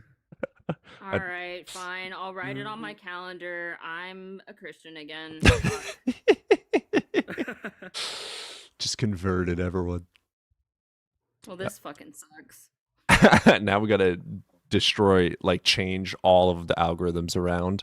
No longer is there no evidence for God. It is try to change my mind. I believe in God. Have you seen Unquestionable? What's his name? Calvin, I think. Like his Bible. Dude, he's a fucking genius. I love Calvin so much. I want a Fucking copy. love Calvin. I want a copy of his Bible, like really bad. I'm. but he- I he's don't. not I wonder showing if he's doing that. I'm He doesn't. wondering. He doesn't. He doesn't want do to. that. Yeah, he has a whole big thing about it. He's made so many videos on it. His whole thing is go and do it yourself. Facts, But yeah. if you want sober, We got I do have that document that I've showed to I've showed on here like once or twice, and if you want, I can email that over to you, and you can use it. Need be, just don't share it around, because I do have certain sources that are heavily, that gets too far around, then that's not gonna be fun on my end. But yeah. I have no clue what you just said. Something about being fun on his end. Mm-hmm. Yeah, that all went in one ear and out the other. Yeah, I'll give I you my have Yahoo PDFs later. I have PDF of certain books they're supposed to be paywalled, but I found a way around that. Anna's archive. So Just Don't saying. give up too info. Just say you have something. Uh-huh. I know a guy. I know a guy who knows a guy who knows a guy who knows a guy that has seen God. Yep. Man, that pretty much is the whole story. Yep. Yes, sober. I can send that over to you with that document. I'm gonna be sending it over to you as well, Cody, so you can put it at the Discord at some point. You can throw I it in still the have to Discord. finish up a few things. Yeah, but your moderators don't like me. Just throw it into the links one where it has like a. I believe there's a Dude, section for. No way you have a section. No, Yeah. you don't. Every time you think you have a section, you don't end up having it. I swear there's a. Let's see, fanfic. What the fuck? What? Roger, music, off topic, general resources. Yeah, there's a resources section where you can throw resources in. Yeah. Toss it. Toss it in. Toss it. Toss the salad. Yo, do you go live today? Because I texted in there that I said, Evidence Boy, you better go stream today. He's never on Discord. I promise you, he didn't see that. I didn't see that. You might as well be fucking Amish, dude. I didn't see it. Seriously. At least you keep up with your comments. I don't even do that. I do keep up with comments. Discord is tough. I have all my notifications off because they're just so many. So I check it once in a while, and if I don't see an @ to me, then I don't read it. Unless it, yeah. Oh, so now we know how to get a hold of Yeah, him. if you want a hold of me, you Directly have to message @ me. That didn't work. I added you. At harder. Yeah, I'll harder, add you daddy. Twice next time. You added me? Yeah, it doesn't matter. Oops.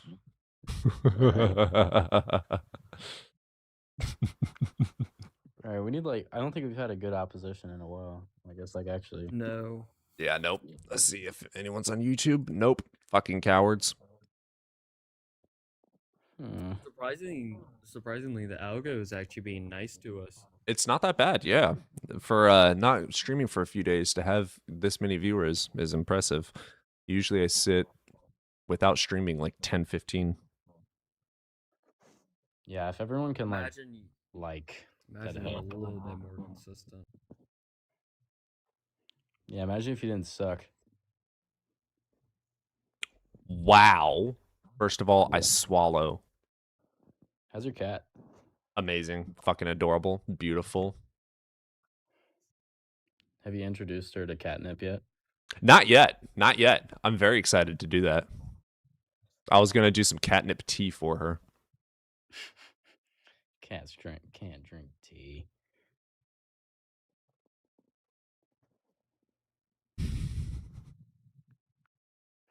Fucking idiot. Hey, Sober, can you go into the hey, yeah, hold on. If you could pull up your Discord real quick, Cody. So I'll send it over to you on Discord. I just want to make sure that nobody can edit it.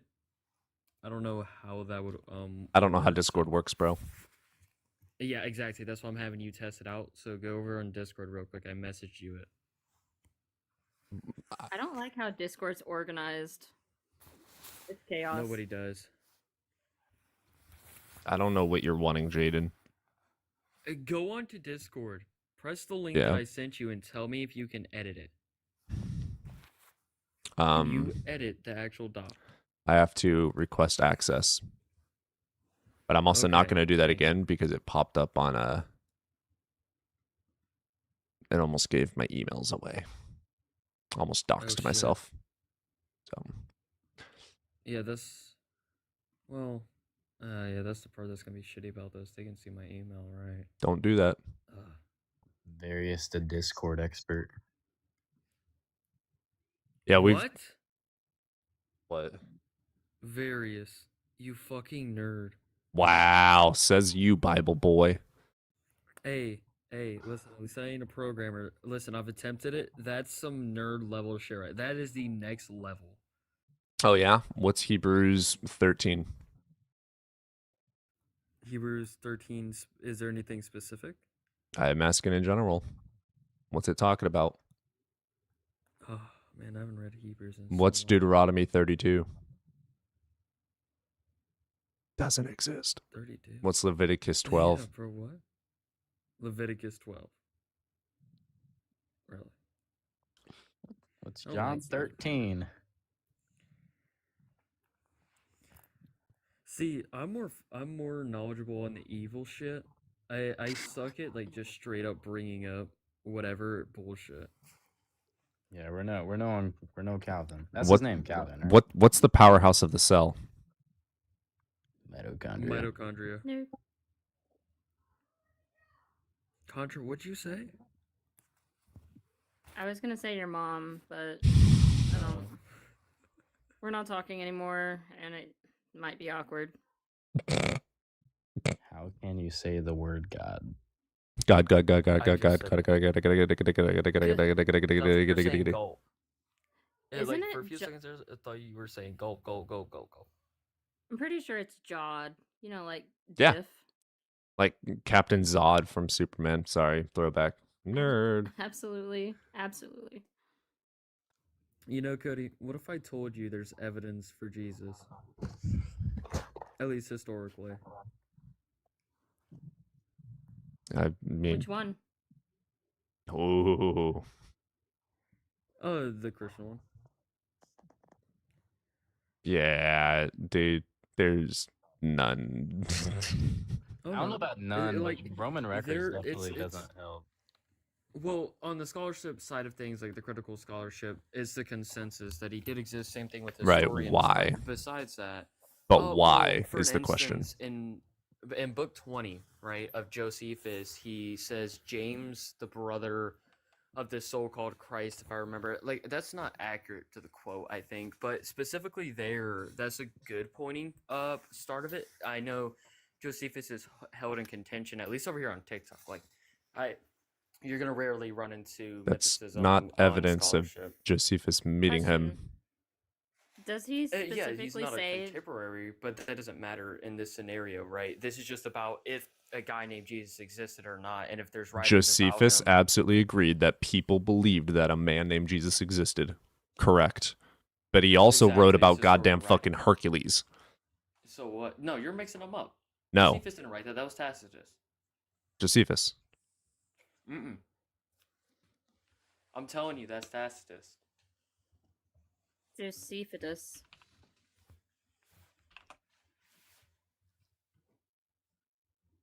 Did he say James, the brother of Christ, or James, the brother of Jesus?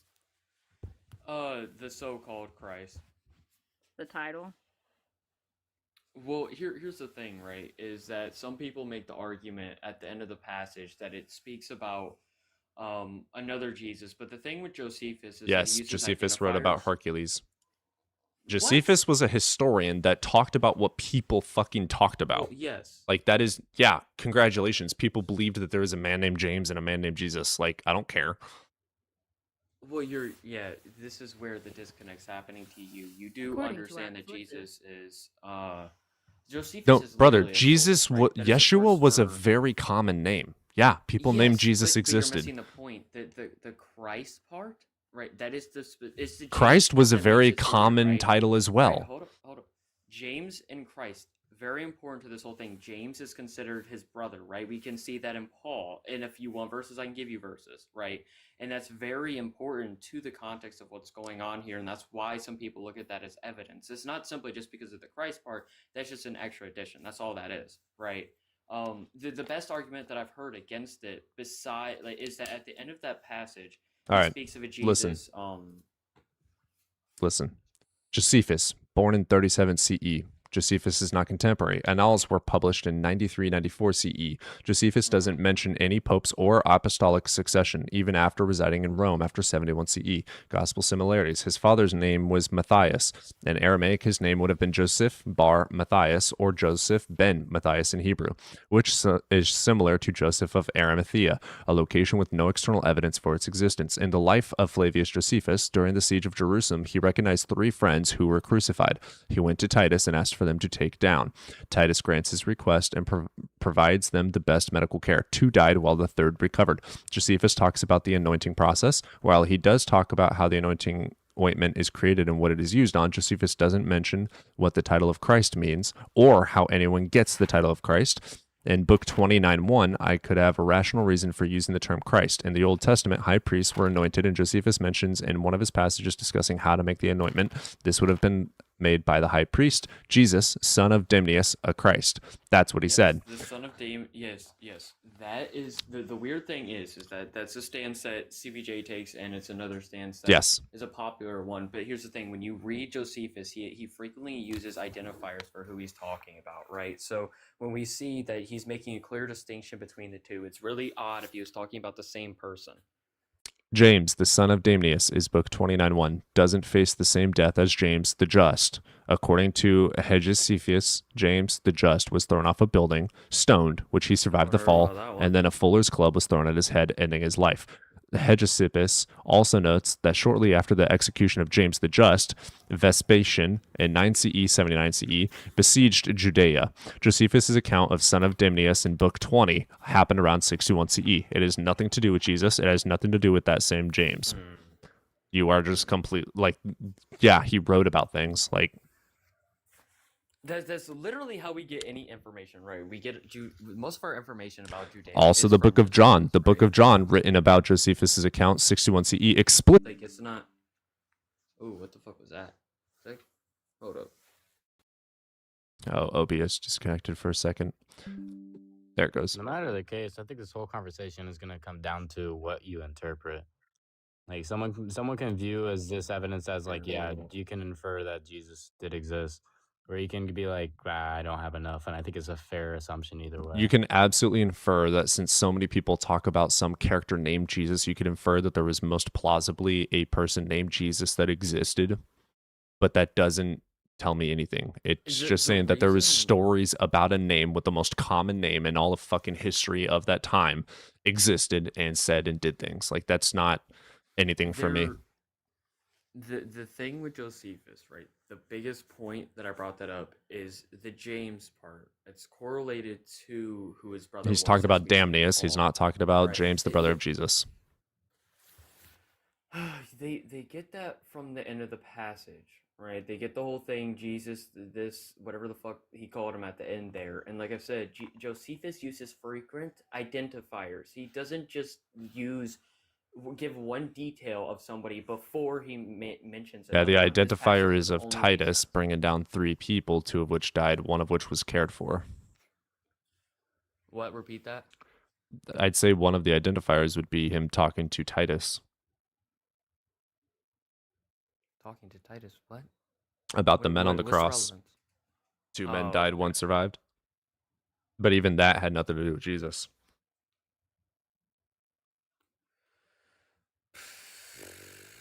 Okay, you don't like that. What do you take Paul to at least have existed, or Nope. is that another hell no? No. I'm more agnostic on that one, but no. Like when you talk to, for instance, CBJ, right? All of Paul's writings seem to be copies from Marcion. Well, that's due to Marcion priority that he likes to take. Yeah, there's no reason. Like you can Oh shit, take Sir's in here. inference, Sir will but be able to defend this much Sir would better than I. definitely defend it 100%. Last time I chatted with Sir and Styx on this, they brought up really good reasonings to believe in this, but when I brought those reasonings to, again, CBJ, of which I know that a lot of people dislike the way he goes about it, but I can't, like, I'm too ignorant on this subject to really go in depth on it. So every time I'm told something by someone that isn't a mythicist, and I take that, the only person I have to go to talk to would be Jaren. Yeah, Jaren takes the same stance that you were taking there. That his whole stance when it comes to this is that it isn't a distinction, right? It's not a distinction that Josephus is making there. I disagree, but you know, there's just I don't see how it isn't. And I have then a very curious question, real quick. Is someone making balloon animals? No. Sir, we're talking about if Jesus existed or not, and I know this is your favorite topic, and I'm trying to defend it, and I'm doing so poor at it. I'm too ignorant, but I gave it a shot. If you want to come up here and help me out here, that'd be fucking awesome. Yeah, existing, yeah.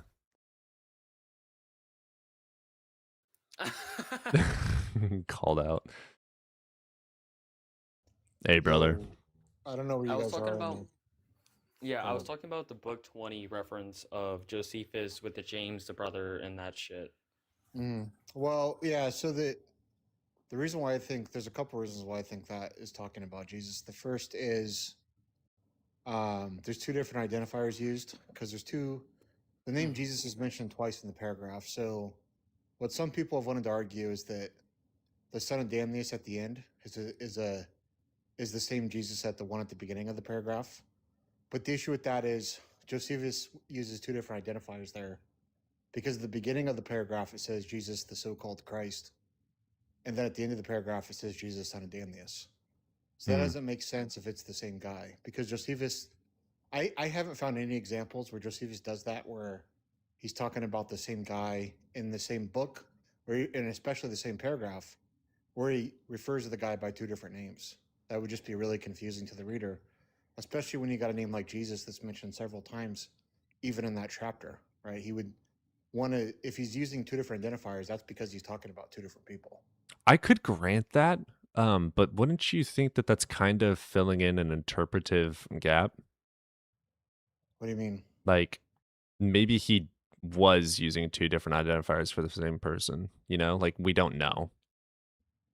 Well, I don't know what you mean by no. It just seems to be less likely the case that he would write it in a confusing way like that, right? And just there's also people that's quoted the passage before Christians were able to kind of interpolate it. Like we have Origen talking about it in the early 3rd century, right? And Christians weren't really in power until a century after that. So I think that shows that at least people are reading it as the Jesus we're talking about before Christians were kind of in power. And I don't really even see the motivation for Christians to interpolate this passage here, because normally when Christians interpolate stuff, there's usually like a theological motivation, right? I think that if they did want to interpolate it, they would try to match kind of the account that Hegesippus gives, where like James is like beat by a club and thrown off the Right. tower and all this stuff to make it more extraordinary, like Hegesippus talks about. Yeah, he was on the ground and then they threw the club to end him with the final blow. Yeah, it's like Hegesippus is like just making the account. I think he's just telling the account in a more legendary way to make it look like kind of James suffered this like extreme death, that he was like martyred. And because even in the Hegesippus account, it says James like refused to recant his beliefs and all this stuff. Like it just seems to be a legend that Hegesippus is telling. Gotcha. The biggest problem with like these being the same people, another thing that I've noticed with Josephus, and Sir, I'm pretty sure you agree with me on this, is that it isn't like he's gonna say one detail and then later on in the passage actually say who the guy was. It just seems completely weird to write in that way, even in modern sense and then sense. Yeah, I agree with you there. Now, what people like Carrier want to argue is that this is maybe done kind of ironically, right? Because Carrier is interpreting this passage to be that the James that's being executed is the brother of the high priest, right? That's kind of crowned at the end of the passage. So it's kind of like, okay, this guy's brother was executed by this other guy, and now because of that, the irony, now he gets to be the high priest, right? So that's kind of Carrier's interpretation, but even Carrier doesn't think the so-called Christ is original. He thinks that that some copywriter that by mistake. That's what Carrier thinks happened. Interesting. So it's such a weird theory. Me and Sir went over it. I don't know where they get any idea that's what's happening there. Like Sir was kind of like leading towards earlier with Christian interpolations. There's heavy theological purpose, and it's so obvious each and every single time. There's nothing here that suggests any form of theological purpose. Yeah. Well, I think maybe you have an op up here now. I don't know if you want to talk about this or. Ackwell, you over the age of 18? Oh yeah. Okay. Do you believe in God? Yeah. Which I God? wanted to jump in on this topic if you don't mind. Sure. Yeah, but which God, real quick? I'm a Christian. Okay. Cool. Yeah, go for it. Yeah. I do wonder if on this topic, and this might sound like a really trash argument, but at what point do you draw the line between being like objective versus being like anti-academic on a topic? Because like I'm a layman, right? Like when it comes to this like history and science and all of this stuff, I tend to go with the scientific literature, for example, when it comes to like evolution and all that stuff. And yet you're a Christian? Yeah. But like as a mythicist, how do you square? I'm a mythicist. I'm not Wait, the but- same with these guys. Couldn't the anybody same who's a question mythicist, be asked to you? I mean, are you aware what the majority opinion is on the origins of Christianity? It's that Jesus was a failed apocalyptic prophet, right? So clearly you don't believe Yes, that. Right? no, like, yeah, I get what you're saying, and I would actually acknowledge that. That is the majority opinion, and I would say Yeah, that so- like I believe in like it's like a faith for me.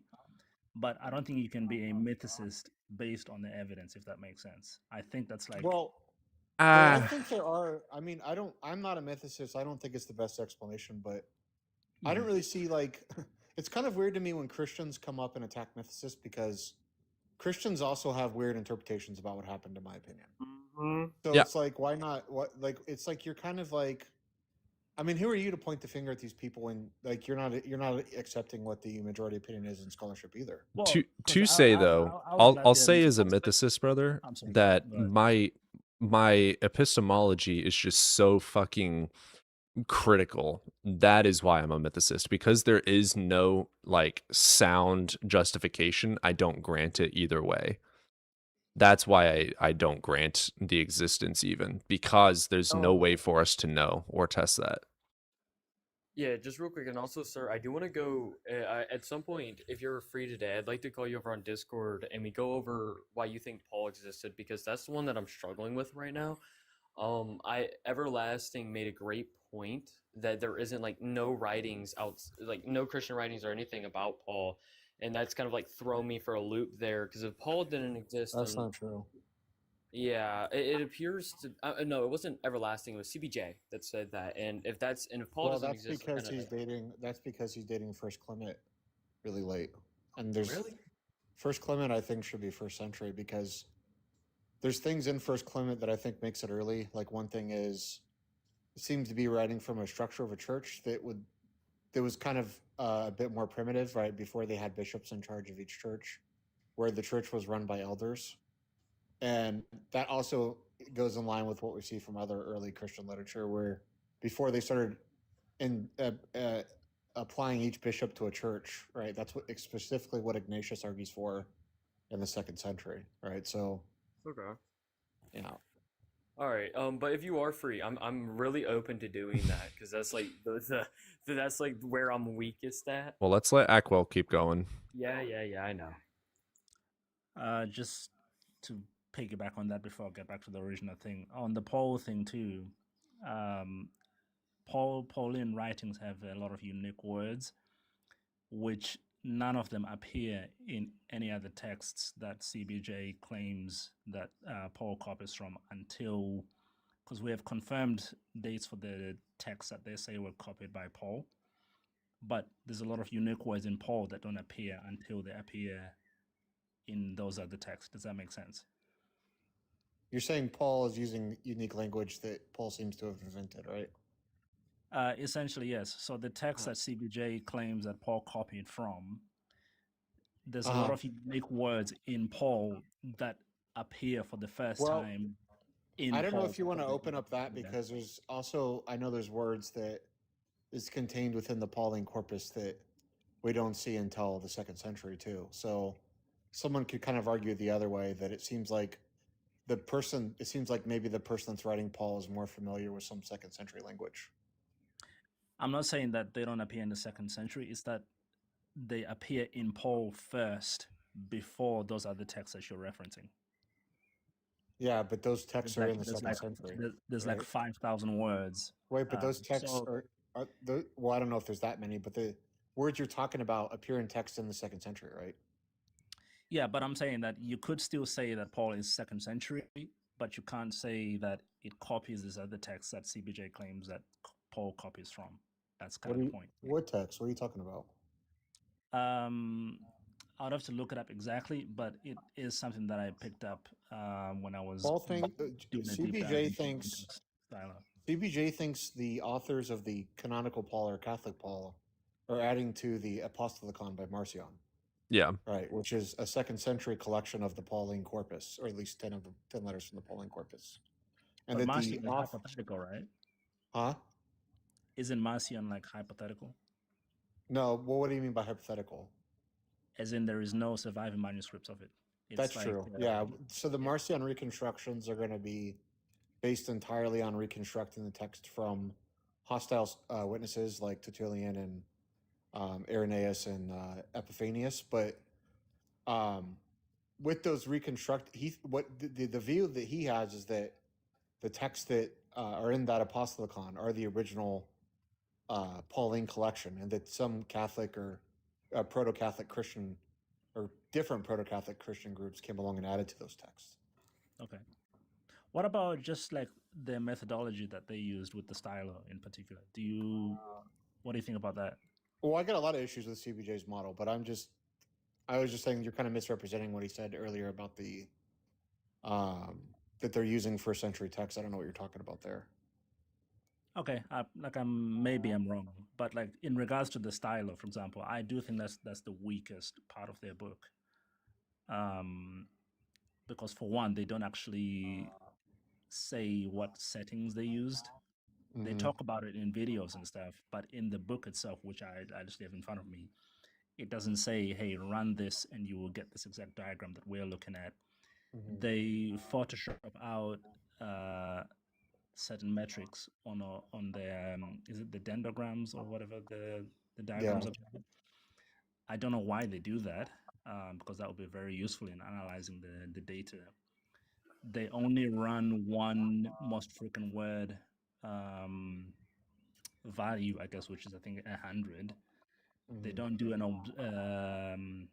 a supervised analysis, and basically they don't do a lot of stuff that would get people to peer review their book. Essentially, it's very opaque, Mhm. and you're kind of just supposed to, trust what they're saying, and I think that's kind of problematic, to be honest. But it's the part of their book which I think is most open to criticism because it's dealing with like data, and any one of us can delve deep enough into that. Well, I'm curious. I mean, I agree with a lot of what you said there, but I'm curious, like, just to sort of interrogate maybe some stuff you might believe. Do you think Paul is a failed apocalyptic prophet?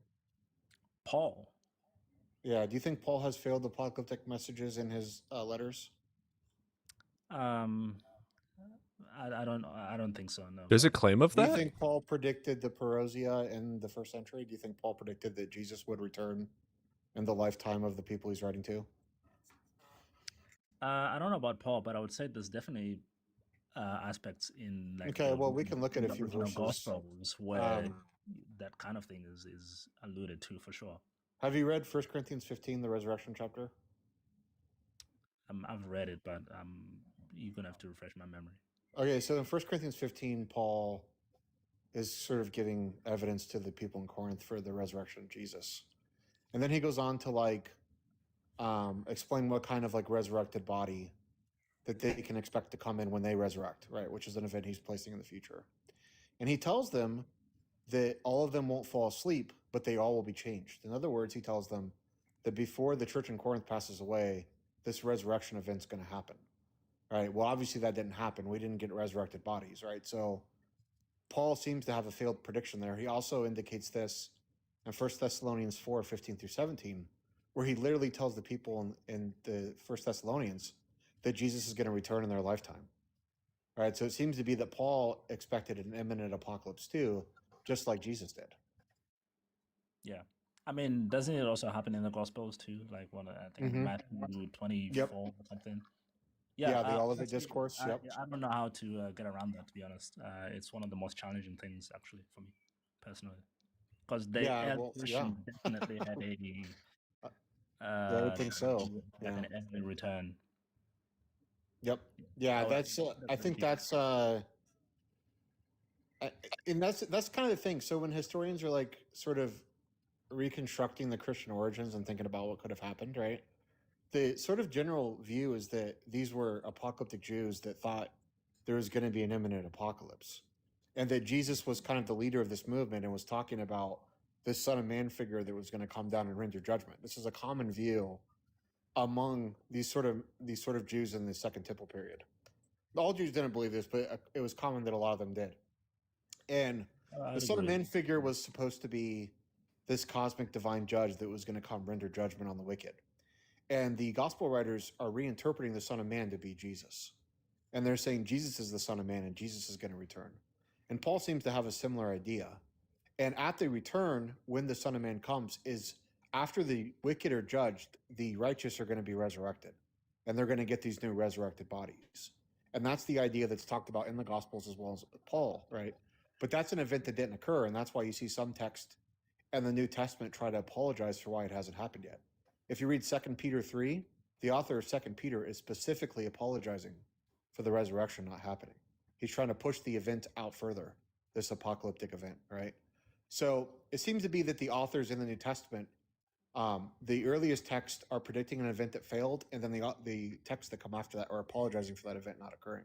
And I think that's really, really problematic for Christianity.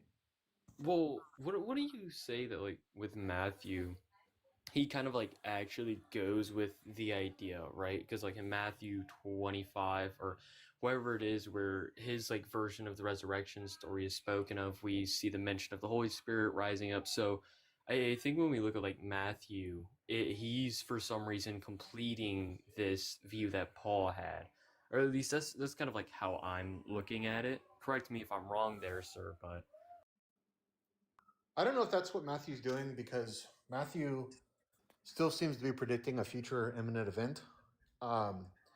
Luke definitely tries to hedge the bets a little bit by the time we get to Luke, because if you read the Olivet Discourse, Luke's version, he says the end won't come immediately. And then he also repurposes this thing called the Desolation Sacrilege, where Mark and Matthew are a little bit cryptic about what the Desolation Sacrilege is, but Luke is very specific. It's the Roman army surrounding Jerusalem. I think Matthew and Mark may have had an idea of a desolation that was going to happen in the near future. Maybe the temple is going to replace the temple that was destroyed, like some sort of pagan temple. That could be one view they had. But whatever the case may be, Luke is definitely trying to put the event more in the background, right? More as a historical interpretation about what this judgment is. But Mark seems to be saying, look, there's going to be this destruction of the temple, and that's going to lead into the end of the world.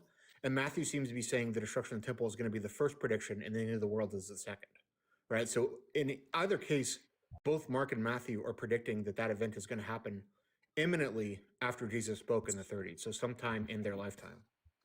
yeah, well, what I was trying to like bring up there, it appears to be that Matthew is trying to make the statement that this event did occur. Like hold up, let me find the exact passage that I'm trying to reference here. But just let me find those real quick, and then what I'm saying might make a little bit more sense.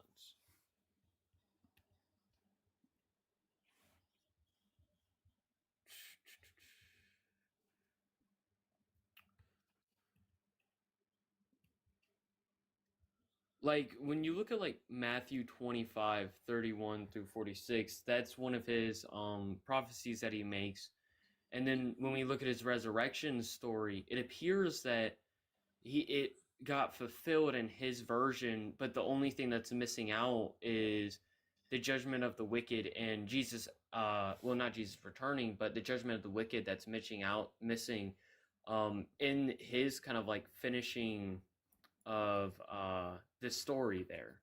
And that would be... Yeah, it could be the case that maybe he thought the resurrection, or was trying to write the resurrection as like a thing that's going on, but the return of Jesus hasn't happened yet in any of these texts, right? So this is the thing, Christians have been kicking the can down the road on this Jesus return thing for 2,000 years, right? So even if we look at like some of the patristic witnesses, they do the same thing. They try to put the return either in their lifetime or sometime very soon, right? And then you have movements in the Middle Ages where they're doing that. And then, of course, you see the same thing happening today. People interpreting Trump as the Antichrist, etc. Right? It's just, they've been getting this wrong for 2,000 years now. Yeah, what I'm referencing is Matthew 27, 51 through 53. I don't know. I have this like really weird thing with trying to connect this passage with fucking something, because I don't like the fact that it's just there and it makes no sense to me. But I think that's what's going on there, is that Matthew is trying to fulfill this prophecy without it actually happening. Like he's just writing this to make. Well, I that have prophecy. commentaries on Mark. We can look at it later if you want to see what they say. Okay. I don't know. Yeah. Or not I'm Mark. Sorry, Matthew. Commentaries on Matthew.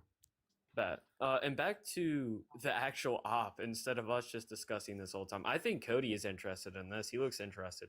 But Ackwell, what do you have to say about all this? Well, I just had an interesting thought about like this failed prediction, for example, in regards to CBJ in particular.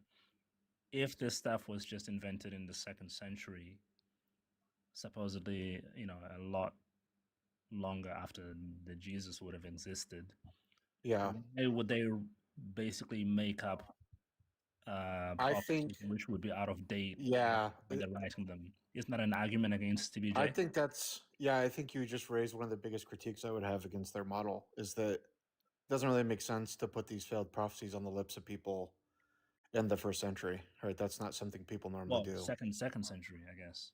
Well, but Supposedly. I'm saying they're putting the people in the 1st century that are making the failed predictions. Oh, I get what you're saying. We're saying the same thing, Yeah. just picking a different. Yeah. Yeah. Okay. Yeah, that would. Now make I've sense. heard them kind of come up with some reasons. I don't find them very convincing. One explanation I heard is that Mark was a play, so Mark isn't really concerned with whether or not Jesus gets stuff wrong. I don't think that really helps with Paul though, right? Because Paul is clearly not a play. It's supposed to be letters from a guy they're putting authority on, and if he's making these failed kind of imminent predictions, seems to be unlikely that they would have that whoever invented Paul, assuming someone did, that they would have Paul do that. Also, Paul, like in 1 Corinthians 7, there's this like kind of where Paul gives this kind of theses on divorce and marriage, and Paul differentiates between what Jesus taught and what he's teaching. Right, that also seems kind of unlikely. If you want to invent this guy to be the mouthpiece for Jesus, you could just have Jesus say it all, right? It's just like, I don't know. There's just things that seem to make more sense.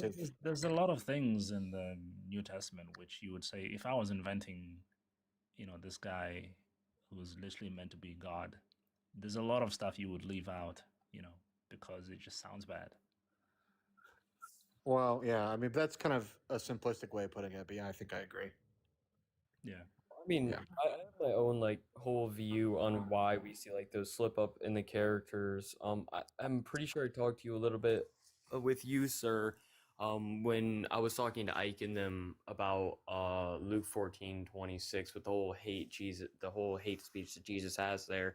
But besides that, let's get back on topic so that we aren't all the way off the place here. So why do you believe that that there is a God, and what's your evidence for that? Oh, geez. I don't know where to begin, honestly. Well, begin anywhere, bro. Just get to going. Okay, you're not gonna like this, but I do think one of the reasons I think the opposite is also completely incomprehensible. Opposite being. You mean that God doesn't exist? Oh, sorry. Go ahead. This is your life. Sorry. Go ahead. Oh, you're good. Yeah, kind of. I take a very I don't really know how to explain it. So, like for example, I think naturalism and materialism is like a non-starter, right? I think as a idea, there's just so many problems with it. But ruling out materialism doesn't imply theism, right? You can be you can be an atheist and a dualist, or an atheist to believe in. You can believe in all kinds of things, right? You can be a Platonist. You can believe in all kinds of stuff. That is true. Yeah, I don't want to be a materialist, but just based on the way that I've never seen evidence for why I should not be an empiricist. I mean, I can try to give you an argument why you shouldn't be an empiricist. Sure, I'll Socratic question it. Sure. So it would just be to do with like evolution itself, right? If you accept evolution as a thing that actually happened and is true, I think it undermines epistemology like completely. We know about it due to empirical evidence. Well, but then that's assuming that evolution is interested in creating your mind. Evolution isn't creating anything. Like Exactly, you having a kid is evolution. Right, but it's a random process which has no. No, not with colloquial verbs of random. It's not random in the colloquial verbiage. It's not like Well, just it's randomly this random ass motherfucking gene decided to be here. It's random in the idea that there is an assortment of genes, and based on which one is lasting longer and allows for the life to live longer to pass it on, it does get to continue passing on. okay. Let me just lash onto that point. I would say that evolution selects for survivability, not necessarily truth making. Yeah, I mean, it's not making a truth claim. Right. But I'm not saying evolution is making a truth claim. I'm saying that evolution does not care about creating a brain which is truth Correct. apt. It just makes a brain that is adaptable and survivable, and that's what It, moves forward. yeah, to the it next doesn't do generation. anything. What it is our It's explanation ma- by observation and testing and critiquing of natural processes. By do I mean it's the result. The result is what we can say for certain is that it codes for survivability rather than any sort of truth aptness. Right, or human- because if something dies over and over and over, its genes are not going to get passed on. So the thing that survives and keeps on reproducing is the one that reproduces its genes and continues on. It's not evolution is not just something that we prescribe, it's a description of a process. Yeah, but what I'm trying to say is that that process produces organisms which are more adaptable and survivable rather than truth. It happens to be that way, yeah. Like, what do you mean by truth Yeah. apt about it, though? So it's this idea. I mean, there's a famous. I'm not representing it properly. There's a famous argument by a guy called Alvin Plantinga.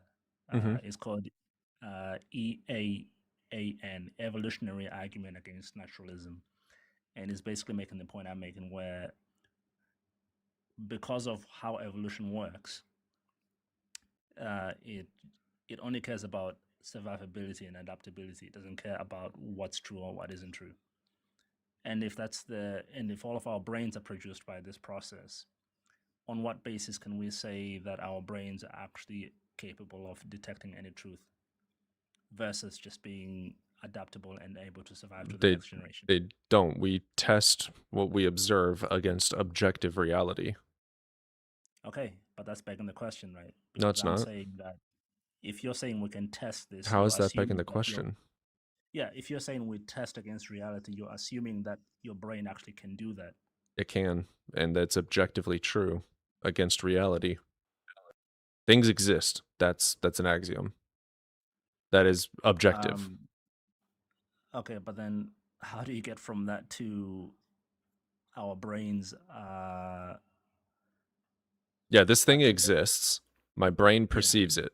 No, I can I test get if it that. I can test if it objectively exists or not, and we can also test if Yeah, it is subjective to our brain or not. So it's an objective testing. It doesn't have anything to do with our perception at all. We can test whether things do objectively exist.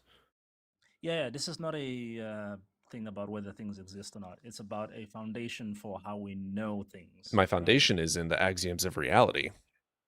How do I know what I know based on testing it? Right. Okay. Would an axiom that you hold be that our brains are a reliable method of No. ascertaining truth? Okay, that's a paradox, right? Well, again, we're not using, like, I'm not trusting my brain. I'm trusting reality. I am testing my brain with reality. I'm not trusting my brain. I'm not trusting my imagination. I'm trusting reality is objectively true. That is where my foundation of the axiom things exist comes into play. My brain doesn't give a, like, things existing doesn't give a fuck what my brain thinks. It doesn't. It really doesn't fucking care. And it doesn't change in accordance with my feelings. It is objectively true. So I can take my brain and what I perceive and I can test it against reality to see if it aligns with reality or not. If it doesn't align with reality, there's no reason to hold that belief or whatever. But then you're trusting your brain to get you to that position, right?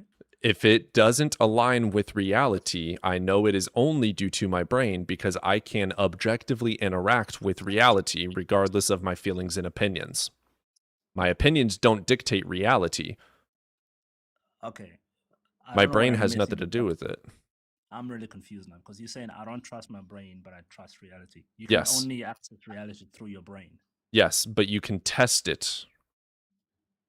But if you don't trust your brain, how can you trust that it's telling you anything accurate? Because I'm not trusting my brain, I'm trusting reality, because the reality does not change. My observation of reality can be impaired, which is why I don't trust it, and there can be hallucinations, but it is not inherently true that I will only hallucinate. There's no justification to believe that my brain is always incorrect. We test our brains against reality. Does it cohere with reality? Does it contradict reality? Does it contradict the laws of physics and logic, which are objective to the axioms of reality? It has nothing to do with my opinions at all. So basically, it sounds to me, this is a steel man. You are saying if I can't trust my observation and the only way that I can know about reality is by observation, therefore I can't trust my observation of reality, correct or wrong?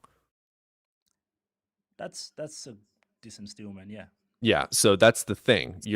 We're at an impasse here due to the semantic of how I'm trying to explain it. I don't know if Jaden could probably do it better, but what I'm trying to say, okay, so our brains evolved to a degree of being where they are, right? I have my subjective opinions. I can hallucinate. I can see things that aren't there. I can have a different perception or perspective, I should say. Different perspectives can be false.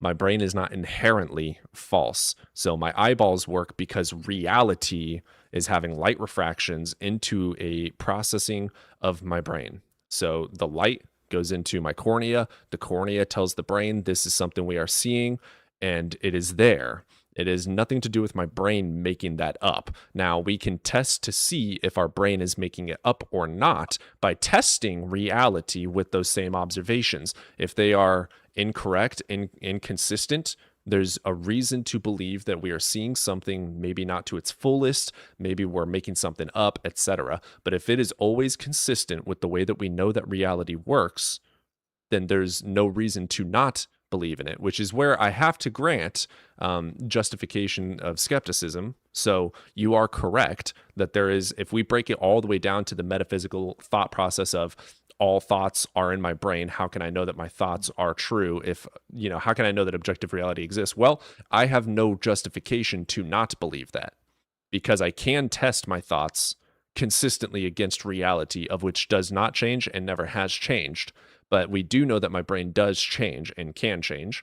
So if I test it against the thing that never changes and it doesn't line up with it, I have a justification to not trust that. If it does line up with the one thing that never fucking changes, then I have a justification to believe in it. So until somebody provides me a justification that that is not smart or that that is not accurate nor consistent, I have to trust that. Yeah, for like an example, right? I think really where this breaks down into is subjective perspectives and objective reality, right? Like for an instance, somebody was colorblind, right? To them, Fuck you. the color green might, for an instance, the color green might look red to them, right? But in reality, it's actually green, and we can test whether which color it is. Good way to put that. That was a really good way to put that. Well, yeah, because green has a specific spectrum, right? Yeah, like it's all objective to our brain. So we can test whether our brain is aligning with it. I don't doubt that aspect. Because if, reality does exist and there is a certain isness about it that, a matter of fact. What I'm saying is that how do you bridge the gap of our perception to then say that matches onto that reality, and you just say, well, we just test it. Yeah, testing the consistency with reality. Things exist. Like that's an axiom. Okay. Yeah, I think like the biggest Hold on, problem. let me just ask a question real quick, because this is the thing that always, I guess I'm not getting here. Can you test anything with faulty equipment or equipment that you don't trust? And it will end up showing that it is faulty. So you can use faulty equipment to test something and get a reliable result. No, it will not be reliable. That's what I'm asking. Yeah, no, it'll tell us when it is false, which is what science is. It's a method of testing things, and it is self-correcting. It will tell us when it is wrong. But then if you're saying that your brain is not reliable, but I can use this to test reality. Because reality is reliable. So again, this is my axiom is things do exist. That is my axiom. You're That's under what the was presupposition that things may not exist. I'm not granting that at all. Things do exist, and I have no justification to believe that reality is not true. So until there's a justification that reality is not true, I have a very strong justification to trust the consistency of reality. So I can test the consistency of reality against my brain. I think you problem can that test we're the running existence of into- reality, but I don't think you can test the consistency of reality. Yeah, you can. Like even the example you just brought up, faulty equipment, right? Let's say that faulty equipment gave us a result that completely surprised us, or it was just so inaccurate. We can compare that to actual good equipment, and if that gives us the result we expected of what reality should be reflecting, or even what is actually there, then that's a way that we actually know if that equipment is faulty or what we're perceiving is faulty. The problem that we're having here is that the gap is really, you're saying there's this slight chance that our reality isn't real. It's not there, and No, that's I'm why not we're saying no, struggling no. so much with it. I'm not But saying that, that. that's what you're arguing. No, no, You're no. saying that reality may be faulty. His axiom is reality is not faulty. You're trying to Yeah. question that. Yeah, and you're you're not saying granting my it's really axiom, faulty. but I keep on telling you my foundational truth is that things exist. So I can test everything against that axiom. The self-evident truth of all things that do exist. So you would have to demonstrate to me why I should not trust reality in existence. What is what would be wrong by me saying that an axiom, like holding this axiom, which is that our senses and faculties are generally reliable? What's wrong with that axiom? What's wrong with believing that everything I think is reliable? Well, can they That be our wrong? senses, because I asked you earlier, is an axiom you hold that our senses and faculties are reliable? Yeah, I don't And you hold said that no. What's wrong with saying that though? because we can hallucinate. We can observe things that aren't there. We can hear things that aren't actually audibly being done in objective reality. So we can test, did I actually hear that, against objective reality by going and looking, going and seeing, going and touching, going and feeling. Like we can test it with other senses. Our senses tend to fail quite often. We can see things that's not actually there. We can hear things that aren't actually there. We can smell things that aren't actually there. And it's actually our biochemistry trying to show us that there's a problem with our body, etc. Like our senses are consistently wrong. And a perfect example of this, right? Let's say it's nighttime and you have a chair in your room, you have your hoodie on it, right? You may look at that and you might see a face, and the reason you're seeing that is because your senses, your brain is trying to fill in the gap of what's in that darkness. But in reality, it's just your sweater. And we can go ahead and test that by just turning on the light. And then we can go ahead and even test that further to test if the sweater's really there and if you're seeing that right or not. The thing is that we can continue to test this, but like I said, the problem we're running into is your negation of his axiom. The only way we can really continue with this is if you give us a reasonable or justified reason to not accept his axiom. Yeah, you would have to prove to me that Oh, no, solipsism is true. I accept that reality exists. That was Okay, never my so contention. then we My don't have an contention argument. is, what our perception of that reality is, right? Yeah, our perception can be wrong, but reality never changes. It's objective. Right. If you grant that, then you have to grant the rest of my argument. Reality never changes. Reality has laws. If my brain is inconsistent with that, then it's fair to assume that I could be wrong. Could you be wrong about that? Yeah, but there's no justification for that, hence the justified skeptic aspect. That's my philosophy, my epistemology. Phenomenal conservatism when it comes to certain things that are true and don't necessarily have an empirical justification for it, and also a justified skeptic. I don't have a reason to believe that I'm a brain in a vat, so I don't. If there's no justification for it, I don't believe in it. Yeah. So is it possible that reality doesn't exist? It may be possible, but I have no justification to hold to that because all evidence justifies that reality is objectively true. Well, and obviously, if you're wondering about it, that means some reality exists at least. Which, yeah, Rene Descartes, yeah. Yeah, exactly. Yeah, so I don't like that argument too much. I don't think it follows very well, but yeah, I know that that's a really strong one for some people. But yeah, it just goes back to that same axiom. Like, Well, how does that not follow at all? I think that's one of the strongest arguments about anything ever. Well, just because you're thinking about the idea of thinking, that doesn't mean Well, that you actually that's the are. whole point, right? Like it could just be Well, you are though. a simulation. But then Like you I don't think about grant simulation at all. Like it's not even possible. But yeah, but there's you're wondering about it. I don't know. I honestly think that is the strongest argument about anything I else. agree that in philosophy it's considered to be the strongest, and I might just be ignorant, which is why I don't grant it. But yeah, I don't grant it based on either my ignorance or because of my epistemic justification. It's not critical enough for me. That's really interesting. I don't know how you cannot grant that. I am very fucking hardcore with my epistemology. If there's no epistemology, nothing is true. Like there's no reason to believe anything. So my epistemology has to be on fucking lockdown. It has to be tight. It has to be critical as shit. Yeah, right. But then isn't a part of that the fact that you're thinking about the epistemology, right? So But I at could the be a brain in a very vat least, thinking that I'm not a brain in a vat. You see what I'm saying? that Like would be a yeah, but that would be a form of a reality. The brain in a vat would be some kind of reality, right? yeah, Because there's a but guy it's not wandering our around reality. in a vat. In what sense would it not be our reality? Like that would make this kind of like a possible world that we're existing, and the actual world would be that of a brain in a vat. So like this reality is 100% made up simulation, whereas the actual reality is that I don't have a body. So like that But a leads to a lot simulation of exists in some kind of reality, though. there would be some reality, yeah. Not Okay. our like actual reality. Like that would mean that this reality isn't the true reality and that there's another reality. Like it's a possible world semantic. Okay, by true reality, you would just mean that there's another layer. Yeah, like we are not actually existing, or we're not observing actual world. We're observing some possible world. Right. Like that's not necessarily good modal reasoning I'm bringing up there. My words are very terrible. I fucking hate modal logic, but Okay. I'm completely ignorant when it comes to that stuff. Well, fairly ignorant when it comes to that stuff.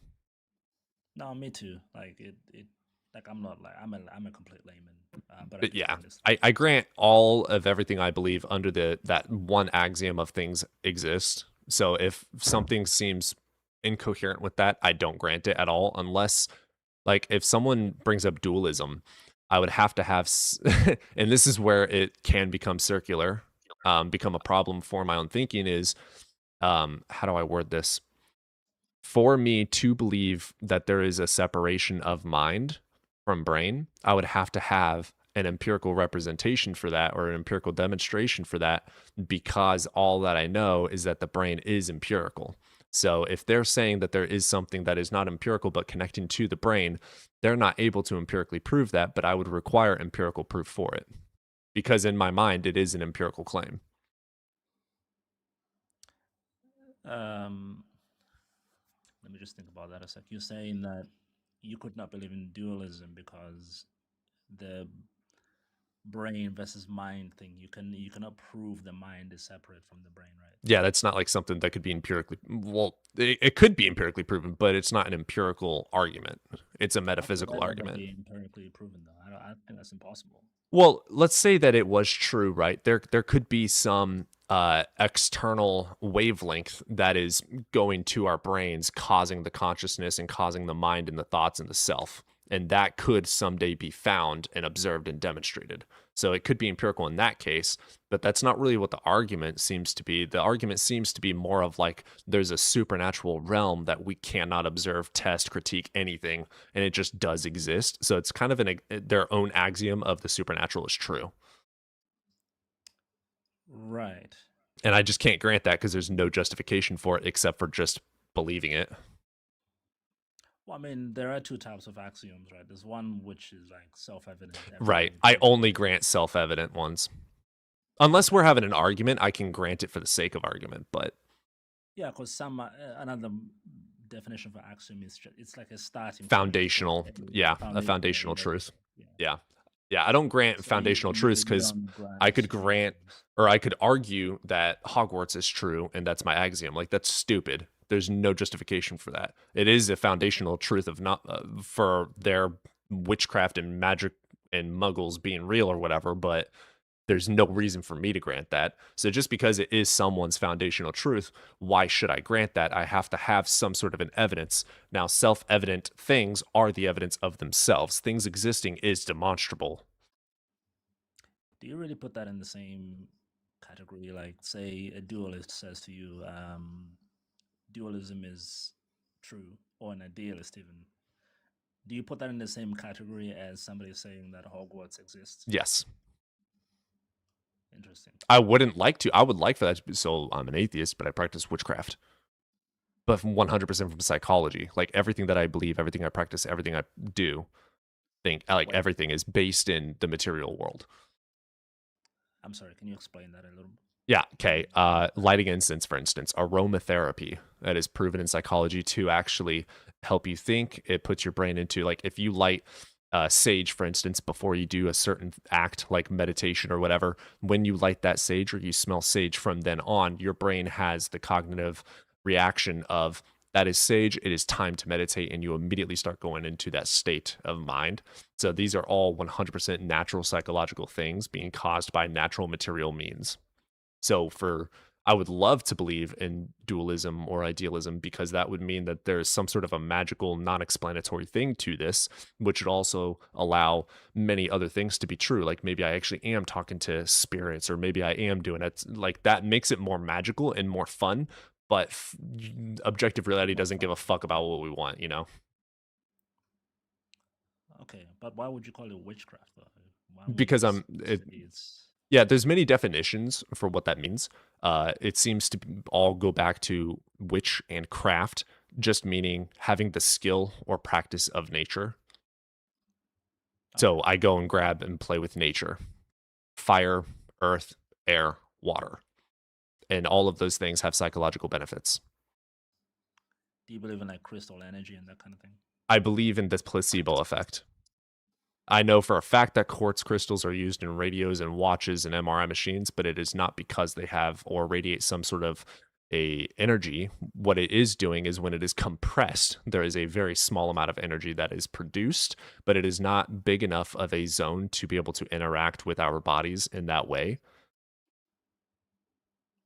But I do know that the placebo effect, again, with burning that same incense, if I grab this same crystal every single time that I want to be at peace of mind, then every time I grab that, my cognitive faculties are going to adjust for that to be the base. When I grab this crystal, my mind automatically starts to give itself peace if I'm thinking about peace every time I grab that crystal.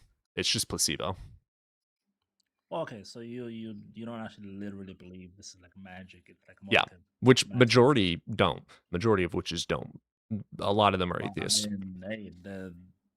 mean, not to be sexist, a lot of women I've come across are really into this crystal stuff. Absolutely. It's literally magic. There definitely is a massive population, but like the majority of them, the majority of practitioners, like with tarot readings, for instance, don't believe it's actually magic.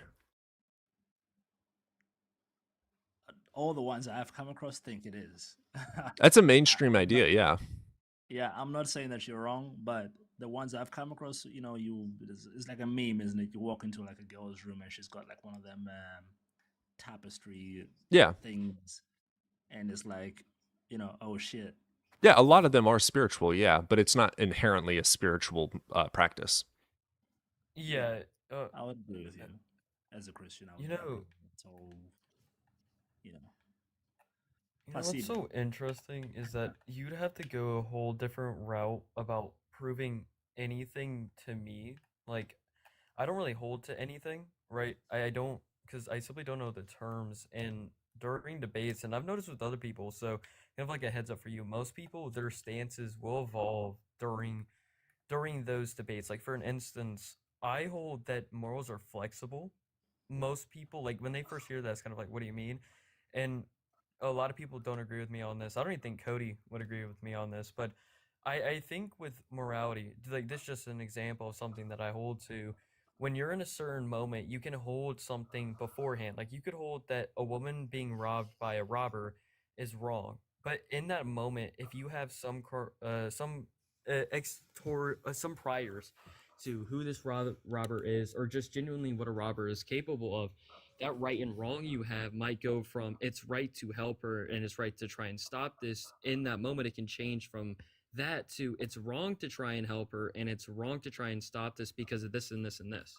That's at least how I look at morality. It's flexible. It doesn't stay the same in certain scenarios. It falls apart. Well, I actually could would- grant that in some scenarios, like if there's a robber with pew pew to someone's head, it would be smarter to not physically interact right away because they could just pull the trigger. I mean, I kind of get what you're saying. I think that causing harm on someone is wrong at all times. I agree. Yeah, but this is like, I mean, you said an interesting phrase there, like your priors, I think, are going to inform what you think about that, right? Well, yeah, like someone's stealing something from a store. I would inherently say that that is typically bad. But if someone is stealing, for instance, we find out that they're actually a single parent, for instance, that doesn't have enough income to buy diapers and they're just stealing diapers, all of a sudden it goes from being a bad thing to a good thing. And I would not stop them. And I would help them, actually. I would just take more shit. Would you? Okay, so that's a different take, because I would say I might not help them, but I might understand it. I would say that the morals have changed from stealing is bad to this stealing is good. Like lying is usually bad, correct? But if I lie to save someone's life, it is therefore good, and I don't give a fuck if someone disagrees or not. Well, that's like, okay, so that's like in Christian virtue ethics, right? And the common example always given is if you were in 1945 or 1930s Germany. Yeah. And, you know, some Yeah, guys I in would some lie. uniform- Yeah. Yeah, but the point there is that it's called virtue ethics, right? The action of saying something that's false in itself is not wrong or right. It depends what it's in service of. If you're doing that to save someone's life, then it's right. But if Bible you're doesn't doing- say that. say you did something wrong yourself and you're doing it to save your own skin, So then you that's wrong. you therefore believe morals are cases, subjective you then? know. Yeah, like this is like one big argument that can be used for moral subjective views, but like I differ a little bit. Like I don't think, for an instance, that unaliving somebody is always correct. I think it's heavily dependent on a priors, and like there's certain situations where, dependent on those priors, that my decision will change. Like for an instance, let's say there was a murderer trying to unalive somebody for, I don't know, for $1 million. In that moment, you could look at them and be like, you are absolutely disgusting for that. But what if I were to tell you that that person's a singular parent and they're doing this because they're, one, being blackmailed, and they're also doing it for their children? Then what? I would still say it's wrong. You're still in the wrong. Yeah, that would still be I would say it's wrong, but you are okay in going against. Like, I think that taking someone's life is wrong, but I will do it if it's to protect something. But even though I'm doing it to protect someone, it's still going against my morals, and I'm doing something that I believe is morally wrong.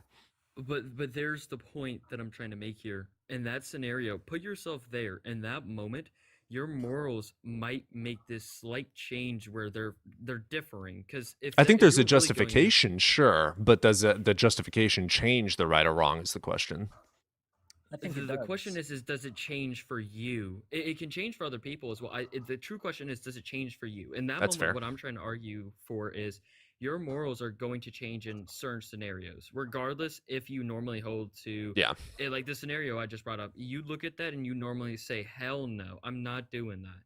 But if you were actually in that scenario, then that moral standard right then and there might make a snap, and it's changed. Now you're looking at it from a whole new view because you're in that situation. Yeah, morals just are subjective. Wait a minute, Jadon. So in the example I gave you of, you know, somebody in 1930s Germany saying false information about what's hidden underneath the floorboards, right?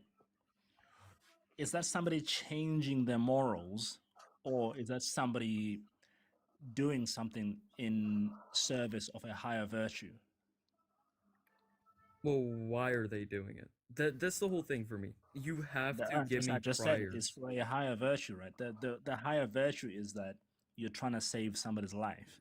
Now, if all that takes is you saying, no, officer, there isn't anybody hiding underneath my floorboards, are you changing your morals versus, for example, let's say your wife asks you if you snuck out of the house and had an ice cream or something, right? Even though you're supposed to be on a diet. In both cases, you would be saying something that's not technically true, but in one case, you are saving somebody's life. In another case, it's something quite trivial, right? But objectively, you could say that in both cases, you lied. Yeah, but I think like with the last bit there, I think you're just arguing if there's more so objective moral truths, not so much really anything towards what I'm saying. But in a scenario like that, right, there's still that prior needed of what's under that floorboard. What's there? What are they hiding? No, but when I say prior, I don't mean like the fact of what's under the floorboards. I mean, Yeah, but I'm saying that's the what the goal requirement of that you I'm, saying incorrect I'm information saying is. that's the Bro, stop interrupting requirement. him. That's the requirement for me, right? That's what you need. You need to give me that information, or I'm not going to be able to make a judgment, or I'm going to be thinking I'm making a baseless judgment purely off of how I'm feeling when I'm not in that situation, right? For me to put yourself and to decide if there's something's morally justified or not, you need to put yourself in that position. Because from an outside view, it can automatically be right or wrong, but when you're in that position, that can change just as easily. Well, no. I would disagree. I would say what makes it right or wrong is in what that action is in service of. So, for example, self-defense is another case, like a famous, if somebody is aggressing on you and you get an upper hand on them and you unalive them, right? You haven't done anything wrong, right? But however, if Not exactly. Well, not at all. You are in let's the say wrong. let's say in this moment of self-defense, right, the person that's coming at you, they have a family and they have 4 kids, single or parent, and what's happening is the reason that they attacked you was due to an accident, right? This wasn't intentional by any means, and it was just complete accident. Then what, right? Like they didn't mean to do Well, this, and now that you that's took a it as they were attacking post-analysis. you, but let's say and you took it, right? You took it as they're coming at you. Then what, right? Because now it went from just see what I mean. That's that baseless thing where you're looking at it and you're like, No. okay, this is just it. You need priors. You need priors for me to be able to accept any form of judgment you're because going to make on it. priors are not always going to be available to you. In fact, they never are, right? And in that example, Always. you say, okay, this person has a family, maybe it was by accident, right? That's not the part which decides what you did was wrong or right. What decides what you did was wrong or right is how you perceived it, right? Because if somebody is attacking you, you don't know their history, you don't know any priors, you cannot make that judgment in that moment. Not exactly. But it's not wrong for you to protect yourself. You wouldn't say, oh, you did something wrong by unaliving some person who was aggressing on you, whether they meant it or not. Like here, let me give you an example, right? Let's say here's the thing, right? I don't even agree that there's never priors. Like when you're being attacked, you already have a prior of what do I do here? And most people, that reaction is run, flight, or attack. In that moment, you're using that attack right there. You're getting a rush of adrenaline. For like this, just for an example's sakes, adrenaline right there. You're getting that attack response, right? So now you're looking at this, and it could be a baseless attack, right? It like they're accidentally doing this to you because you're responding in that way. Now you're gonna act in a scenario of self-defense, but to that person in that scenario that's doing this, they don't know any form of priors, right? They don't know who you are. This could be a complete accident. Well, let's say that person is being blackmailed to do this to you. There's so many different scenarios where this thing isn't simply just baseless. I But need they won't know that. priors. But then now you're importing, so you're saying that person doesn't know what's happening. Yes, exactly. If I put you in the same shoes, you also don't know. You're saying, Yeah. well, I think this person doesn't know. No. In the actual scenario, let's say neither of you know. You are still justified in defending yourself. Yeah. I need priors. Like that's how I look at everything. There's some certain priors. So you're Yeah, telling me that here's the before you thing. defend yourself, you need to know why this person is attacking Yeah, you. to You need further, know yeah, why. because morals by definition, first of all, moral just means that's the point, right? principles for right and wrong. So something making something right or wrong can change based on priors. Yeah, but then That's if he's I don't getting like mugged, to. no, hold on a sec. If you're getting mugged in an alleyway, you don't stop to think, wait a minute, why is this guy mugging me? Has he been Yeah. blackmailed? Is he trying to feed his family? No, you just defend yourself, and there is nothing wrong with that. Exactly. You don't need In that priors to moment, make moral right? decisions. You don't need priors, but you're wanting to look at this as an outside view. So that's what I've been doing this whole time, is looking at this in an outside Yeah. view. If we were to look at this in the moment, then those thoughts might be running through that head of yours. You might be saying, why the fuck are they doing this to me? And you're gonna get that rush of adrenaline of freeze, run, or attack. Those are the three things that may happen to you. There's so many scenarios in this situation. Like, let's say it was your best friend, right? Like, you're just gonna say that I'm importing things here, but these are priors that can be included in scenarios like these, and they're pretty common as well. There's too much in that situation that I couldn't make a baseless statement without priors to it. See, now, okay, when you import a best friend, right, that is actually a legitimate prior. That's not the example I gave you, though, right? If your best friend just suddenly lunged at you, try to choke you or whatever, you might actually think about it. You would But still if want to you're protect already- yourself, though. Yeah, but you might still end up protecting yourself, and it wouldn't be wrong to do so. But the example I gave you is in a dark alleyway, and some random person jumps you. You don't even know who they are. You're not going through your head, oh, wait a minute, is this guy being blackmailed, or why are they doing this? I'm sorry, but that's just. I'm sorry, but who does not? Who is being attacked and not saying to themselves, if they can't defend themselves, or just in general saying, why is this being done to me, or even after the fact? That's unreasonable to think that nobody's thinking that way. I think majority are thinking that way. No, I'm not I saying. think I'm saying more that in people the would be moment. thinking about their survival. If they're Yeah. being attacked, I'd be thinking of survival number one, rather than anything else. Survival over anything.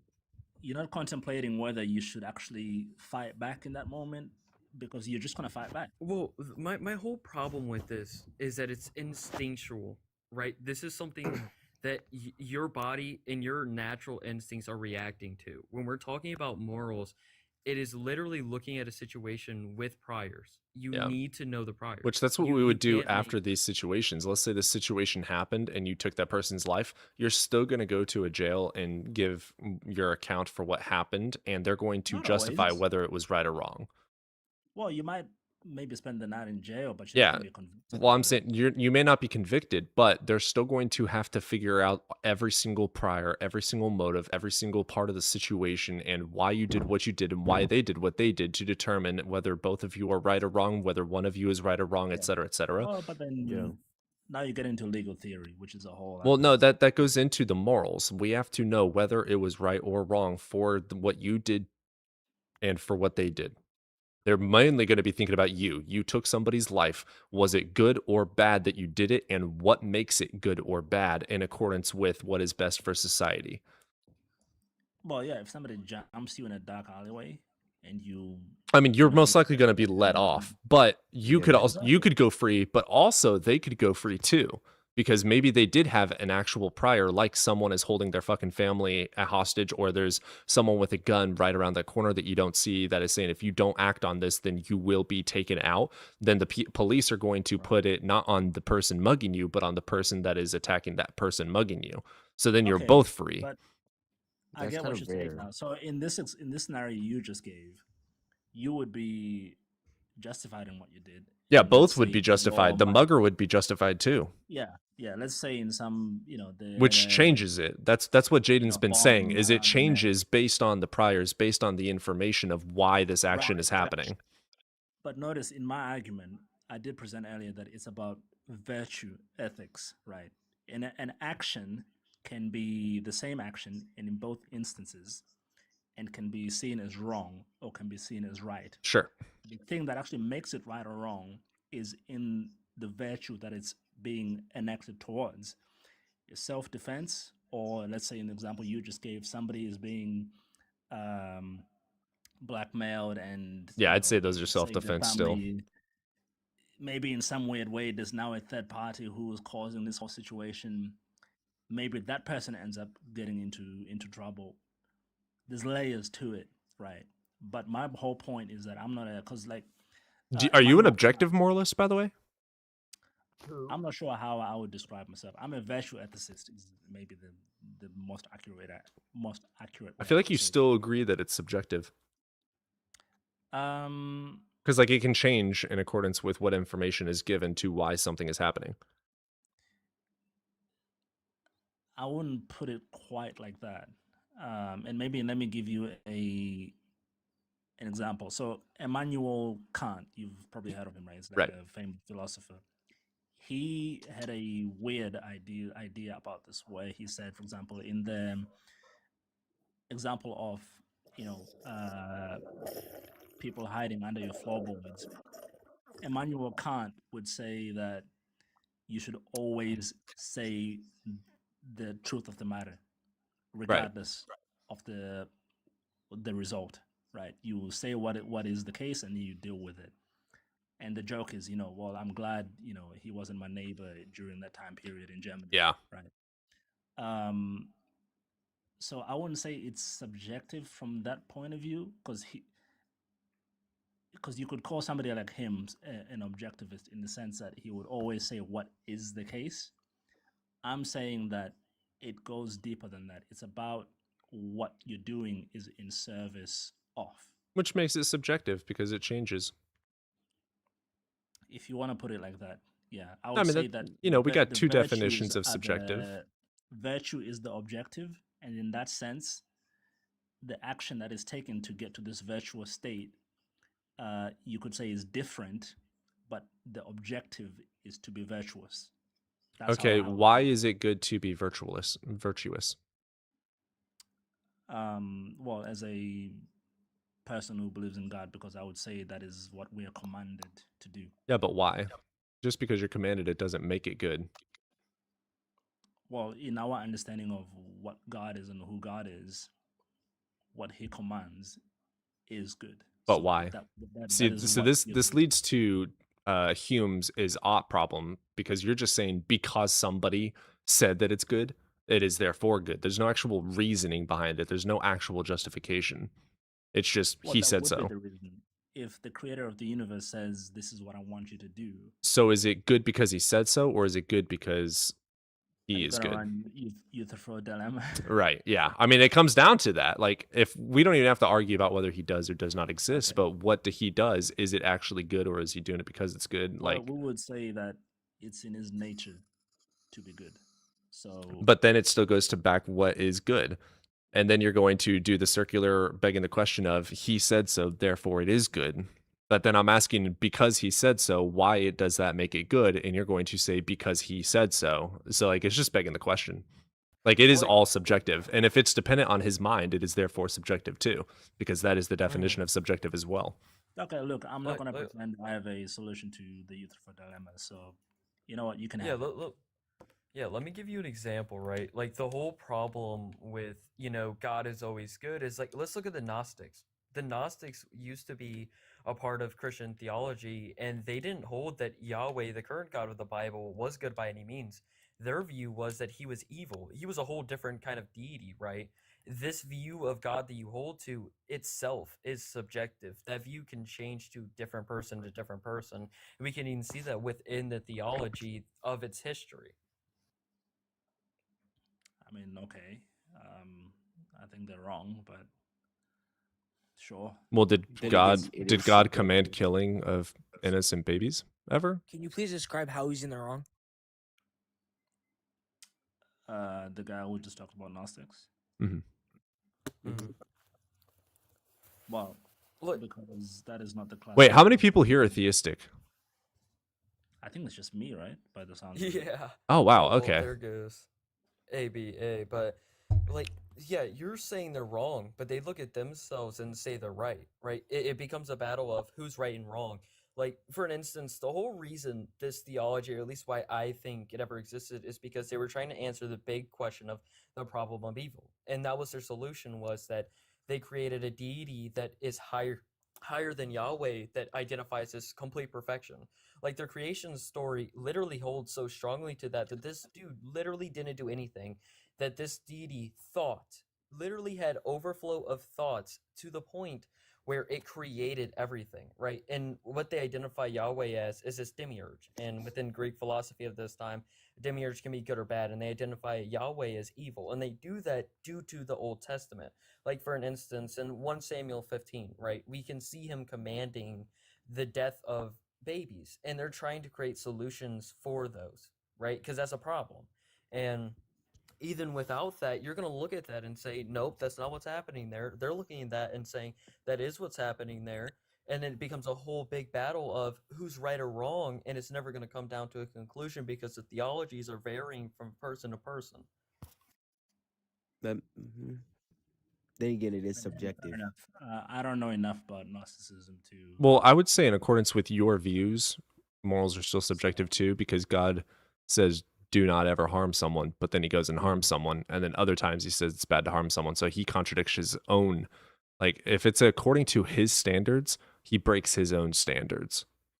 Yeah, what I'm trying to like argue here is that this standard of God that many theists hold to, like especially within the Christian faith, it is such a evolving theology. There's so many different versions of it that even trying to say, well, God is always good is so difficult because there's other people who will sit there and say, no, that's not the case. Like Catholic Thinker, for an example, he looks at the Bible and he acknowledges these evil moments, and he doesn't hold that this God is all good, right? And that's somebody within the Christian faith and just as another denomination saying, hey, this isn't good by any means, right? And that's my whole big problem, is that the definition of God is always changing. Okay, so just to steelman your position, you're saying because there's disagreement of the nature of God. What are you trying to conclude from that? I'm trying to conclude that it's subjective. Yeah. It varies. Yeah, because even God's actions on it change. Are you then saying because of the subjectivity of it all, therefore it doesn't exist? No, we were just arguing for subjective morals. Okay. Yeah, yeah. Which I think that you even seem to be at least leaning towards with what we've said. I think that you could even grant morals are subjective. Mm-hmm. I mean, if we want to talk about whether God or does or does not exist, it comes down to a lot more scientific things we're going to have to talk about. Like, do you believe God created the universe? Do you think he was inside or outside of time? Do you like that? That'll have a lot of different conversation. I would say this. I would agree that if God doesn't exist, then morality is definitely like 100% subjective. Well, do your morals depend on the mind of God? For their grounding, yes. Therefore, subjective. But yeah, there's the problem that I've been trying to point out to you. Yeah. Is that I'm allowing that God exists, right? I'm saying his definition is different from person to person. Therefore, even with him, unless he makes a bold statement and shows to everybody this is what he stands for, that grounding is subjective. It's going to change to person. No matter how you look at it, whether you believe God Aren't does you, or does not exist, it's subjective. Aren't you confusing ontology with epistemology? Well, we're not arguing the ontology of his existence. We're arguing whether morals are or are not subjective and according with etymology. No, that's what I'm asking. So I'm saying moral, because it's the whole meme of, when some Christians who don't really delve into philosophy, they'll say, hey, look, Right. you can't be good without God. Right. Which is And just begging the somebody- question. Yeah, exactly. But then what they're saying, what they in their heads are saying is God is what makes you good. Right. But Yeah, in he is the philosophy, founding. What they're trying to say is that there is no grounding for morality if God doesn't exist. It's a different claim, right? Yes, but like But maybe the my ontology problem is is that you're epistemology. still subscribing to subjective morality. That definition of God is always going to vary. Always. Even within the biblical narrative, like when we look at the Old Testament, they're not very strong for this idea that Yahweh is this all-loving deity. That's not at all where, like, we get those quotes from, like, I'm a jealous God from the Old Testament. Like, he doesn't appear to hold to the same theology that we see in the New Testament. It's completely differing over time. Mm-hmm. Right. Which so is again, therefore it's- subjective. Again, this is the distinction I was trying to make. It's ontology versus epistemology. Who God is, and I'll try to use an example you set out earlier yourself.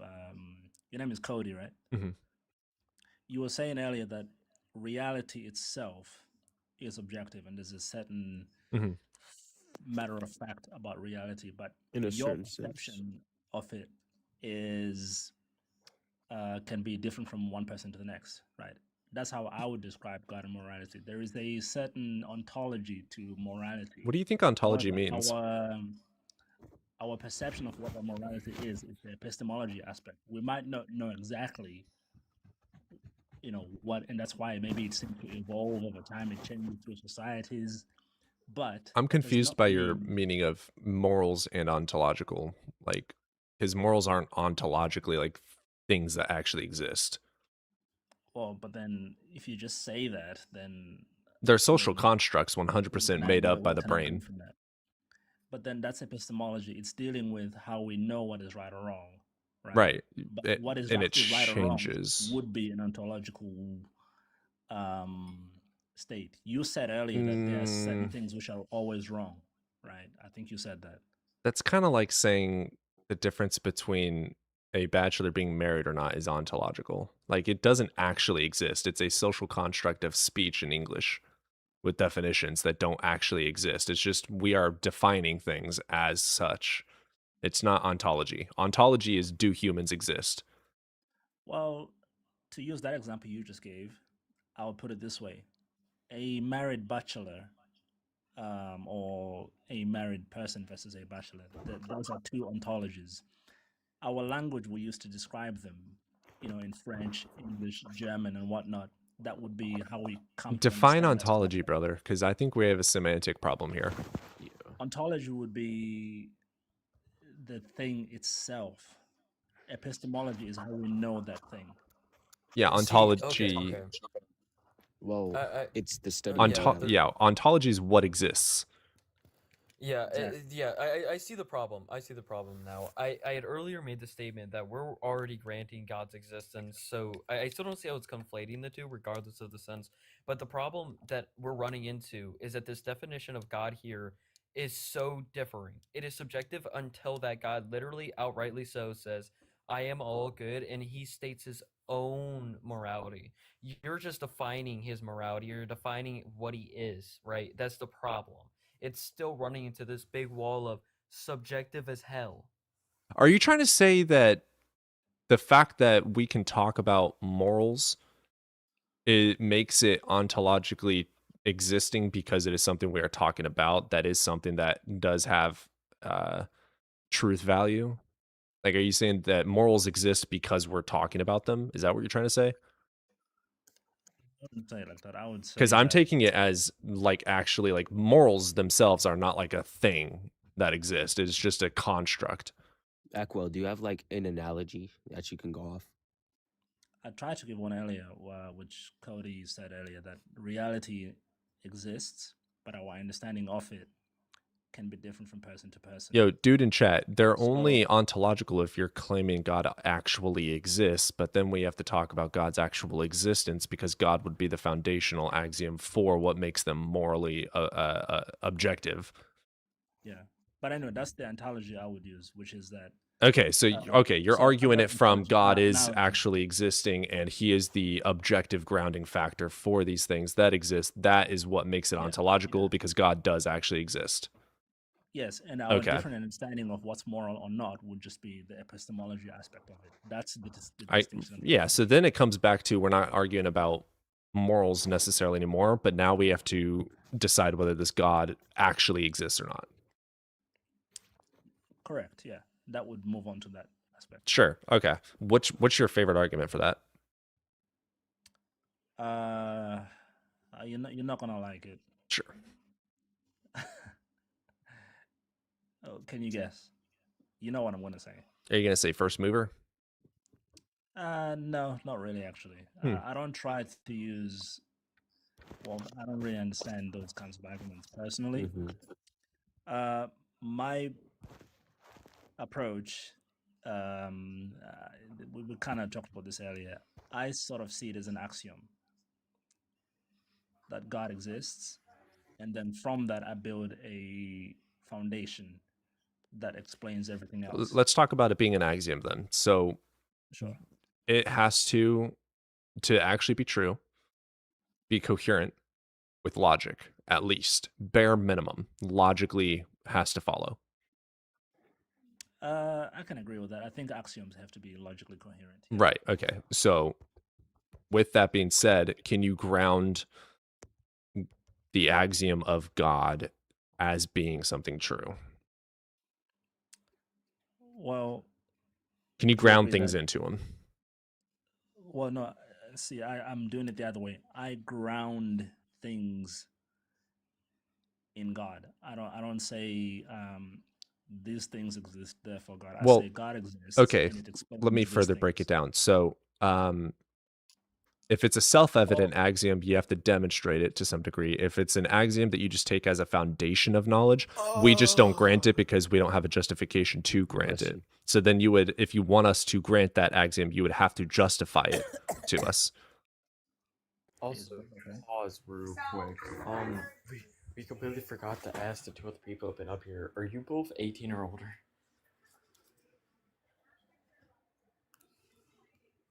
Are you asking me? Ethan? No. Demon? Ethan. Yo, yeah. Ethan and ABA. Me? Freshly Yeah. 18, yeah. Yes, Okay, over cool. the age of 18. Cool. Okay, yeah. So Alright. the axiom, are you taking that as a self-evident or as just a foundation? To me, personally, it's so obvious that I see it as self-evident. I could Hold on, grant. Can you elaborate? Like I had a personal experience, for example, so I have no doubt personally, but I know that's not the same thing as trying to prove it to you. I mean, that, I guess, under a semantic of it being self-evident to you and you alone, it could be self-evident, but that doesn't make it a self-evident axiom and objective to all people, because it is objectively true, the self-evidence of things existing. It is not objectively true that we can't make it a self-evident argument over consciousness deriving from the brain. We can test it and we can try and prove it, but it's not something that is self-evident to all people. What is self-evident to all people is that things do exist. So your God would not be self-evident to all people. It is not self-evident. Not all people believe it because it's obviously not self-evident. It is only evident if you have had some sort of experience that makes it seem to be true in your own mind, which then makes it subjective. And that's perfect. That's a perfect explanation. Yeah, so I don't grant that as when you self-evident by say- any means. Okay, so is it a numbers thing for you? Elaborate? So let's say if everybody agrees with it, then you say it's self-evident. No. Or if maybe I the mean, majority. majority of everyone thought Earth was flat. People so still what is think your, that. What is your standard for self-evident then? I If it's thought not that I obvious. explained it. Things exist. Yeah. All of us know that to be true. There's no justification for it not being true. So it I is a think, numbers I thing. think, yeah. When he's saying self-evident, he's saying that there's no other justification to say the contrary. Yes, Right. yeah. I think you're getting stuck on that part where he's saying that everybody's kind of like agreeing to it. It's just simply that there's nothing to the contrary. Yeah, I of don't what's believe going that on. things exist because everyone believes things exist. I believe things exist because it is self-evident that things exist. And we all happen to grant that is true. But there are still some people that argue that that is not true and that all things are perceptions of the mind, and therefore a overall mind is giving perception to reality to be able to exist. And that would require a justification external of the argument itself.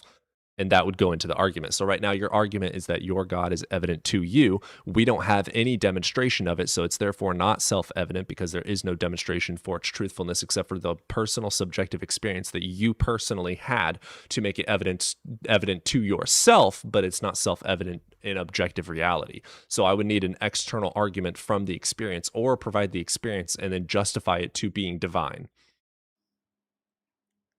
Right, but then you just finished saying that,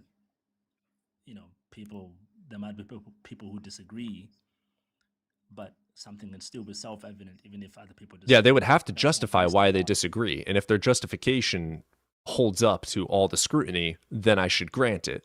But if it doesn't hold up, then I don't for have a example, justification to accept it. Who gets the default position then? Default position is atheism. Okay. It's Well, just a I'm- lack of belief. You don't have beliefs are not choices. I would agree that it's probably not a choice. Yeah, you're either convinced Yeah. or you're not. Right, exactly. So I am not convinced of your God because there's no demonstration or justification. I'm a justified skeptic. I have to have a justification to believe in something. I mean, I'm just gonna put my hands up. I don't know how I can prove this to anybody. To me, it's one of the it's so obvious that I don't get why people are atheists. Well, let me say this: it is so obvious that no God exists. I don't get why people can be theistic. Like it doesn't get anywhere. That's like just a stupid comment to make. It's a logical fallacy. It's just circular reasoning. Yeah. I mean, if what I said is secular, then what you said is also secular. I think Yes, that was the point. It was an internal critique. Okay, fair enough.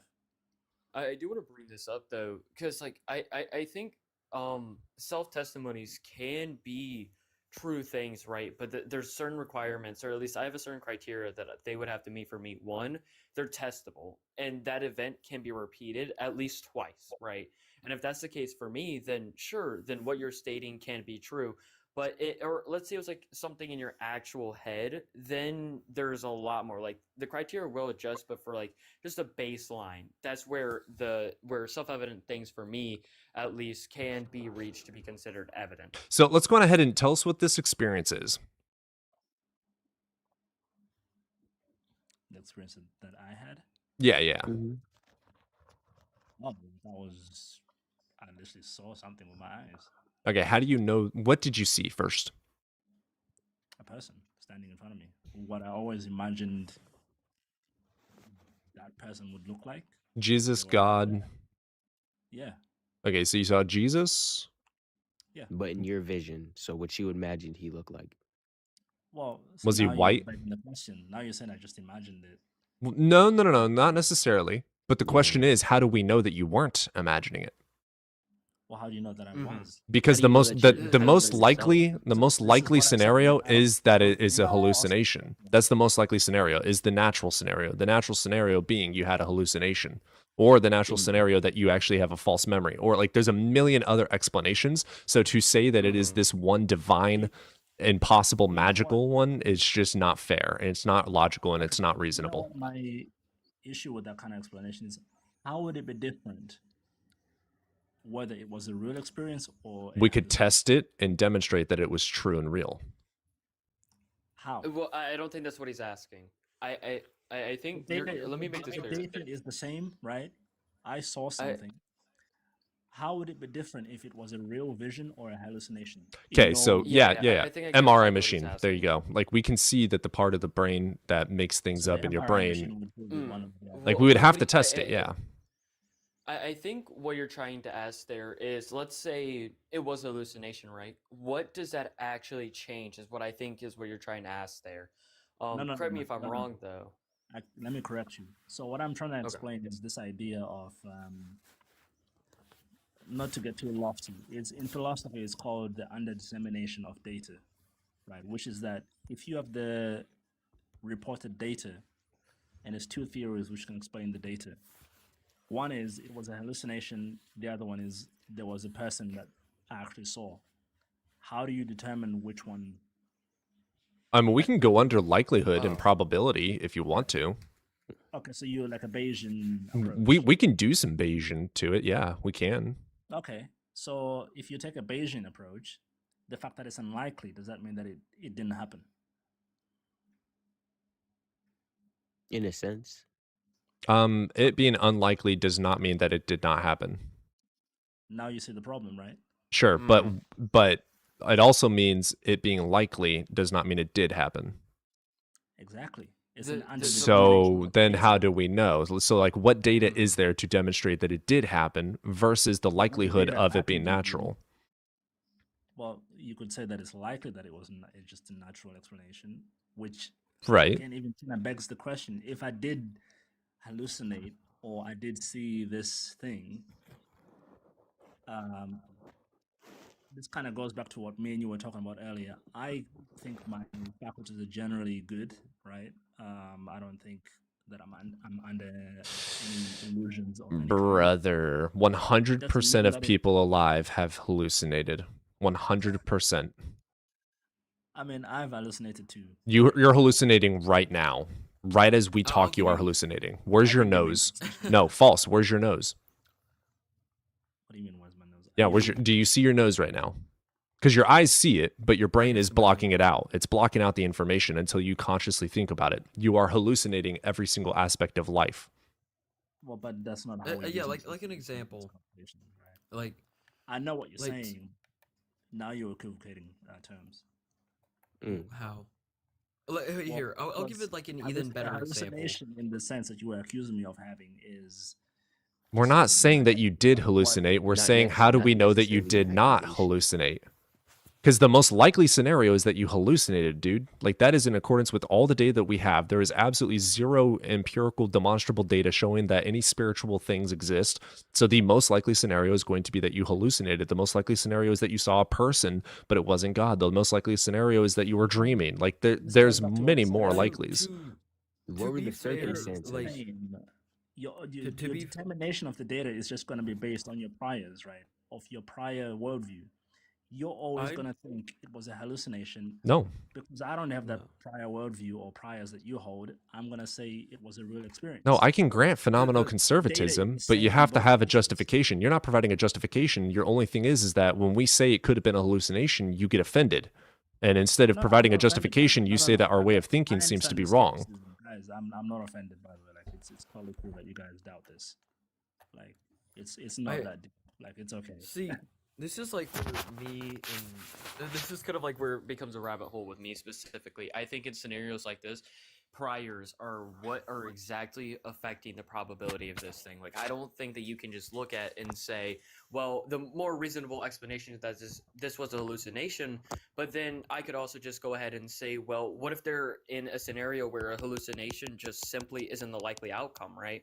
It becomes a rabbit hole of situations and scenarios that are going on here. You need more detailed explanation of this event to at least continue this conversation with me, for an example. And that's where I feel as if this needs to go to even decide this probability.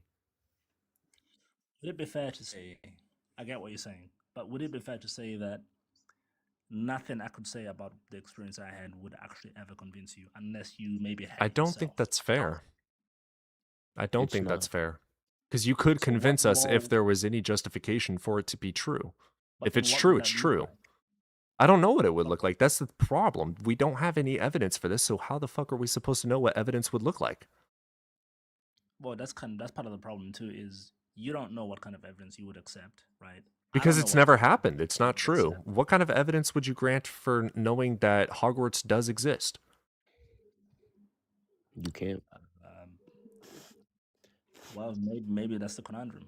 Yeah. I mean, like, when it comes to Hogwarts, we would require some empirical testing, correct? Like, I'd have to see Hogwarts. I would have to see someone doing fucking Avada Kedavra. Like, I would have to test it. So it becomes circular in that because we live in a natural world. Our world is natural. So to say something is not natural or is supernatural, A, is not possible because it breaks the laws of physics, and B, it doesn't follow logically. So yeah, there's no justification, and I can't provide you a logically sound justification for something non-natural because it has not happened, and it is not possible for it to happen without some sort of fallacy in logic. It's not possible. I mean, if that's your starting point, I really don't know where to go. It doesn't have to be my starting point, brother. That's the thing. That's the point of debate, is you have to provide your justification for why we are not right or why we are not seeing it correctly. But when it comes to this experience part, you're very much backing up into a corner. And whenever we're even trying to give you power. We're trying to say you can use this argument, but you're very much seeming like any critique of your experience, you shut down immediately and you don't even want to argue it. No, I'm not saying that at all. I'm saying that, and I guess it was appearing to be so. Yeah, the second that we critique this experience at all, you seem to cower away from it. No, what I'm trying to avoid is kind of the question I asked you earlier, which is that what would convince you? I don't know. It's like trying to You're the one that's convinced, so what's the justification for your convincing? That's what we're asking you. In a dark stadium, like I don't Well, know. brother, it's a burden shift question. How the fuck am I supposed to tell you what would convince me when it's never happened? But you are the one that has been convinced.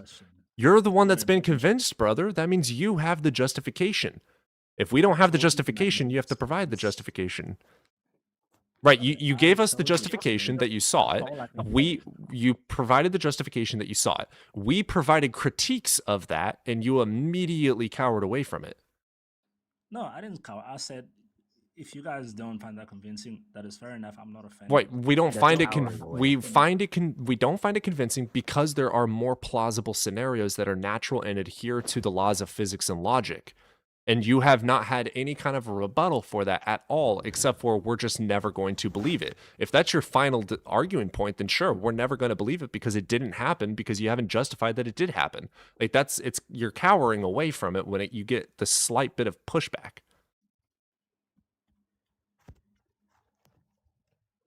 I don't think I'm coward. I'm not saying you're being a coward. I'm saying that you don't have an explanation. So instead of trying to provide one, you run away from it and try and, like, you did try a burden shift saying, what evidence would we require? Like, I don't fucking know. You're the one with the that a burden evidence. shift, or is that just like a criteria? I'm trying to ascertain a criteria from you. It's a shift. Oh, nothing's coming out the vape.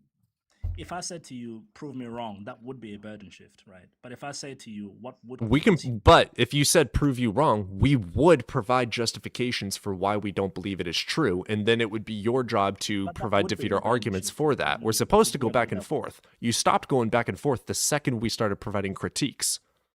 That's why I'm saying it's cowardice, because we provide a critique and you immediately go into this corner. I'm trying to like get you to say more. Like, I believe this happened because I saw it, and whenever I see things, I'm able to do X, Y, and Z. My reasoning for believing that I saw it and didn't hallucinate is going to be X, Y, and Z. Like, you haven't provided anything. You immediately like went into a corner. What happened when you saw it? What did you do? I did say that exact thing I said to you earlier. I have no reason to doubt my faculties. But we provided reasonings, and instead of saying you don't grant those, and anything I give you as a reason why this is real, you just say, well, we don't grant it.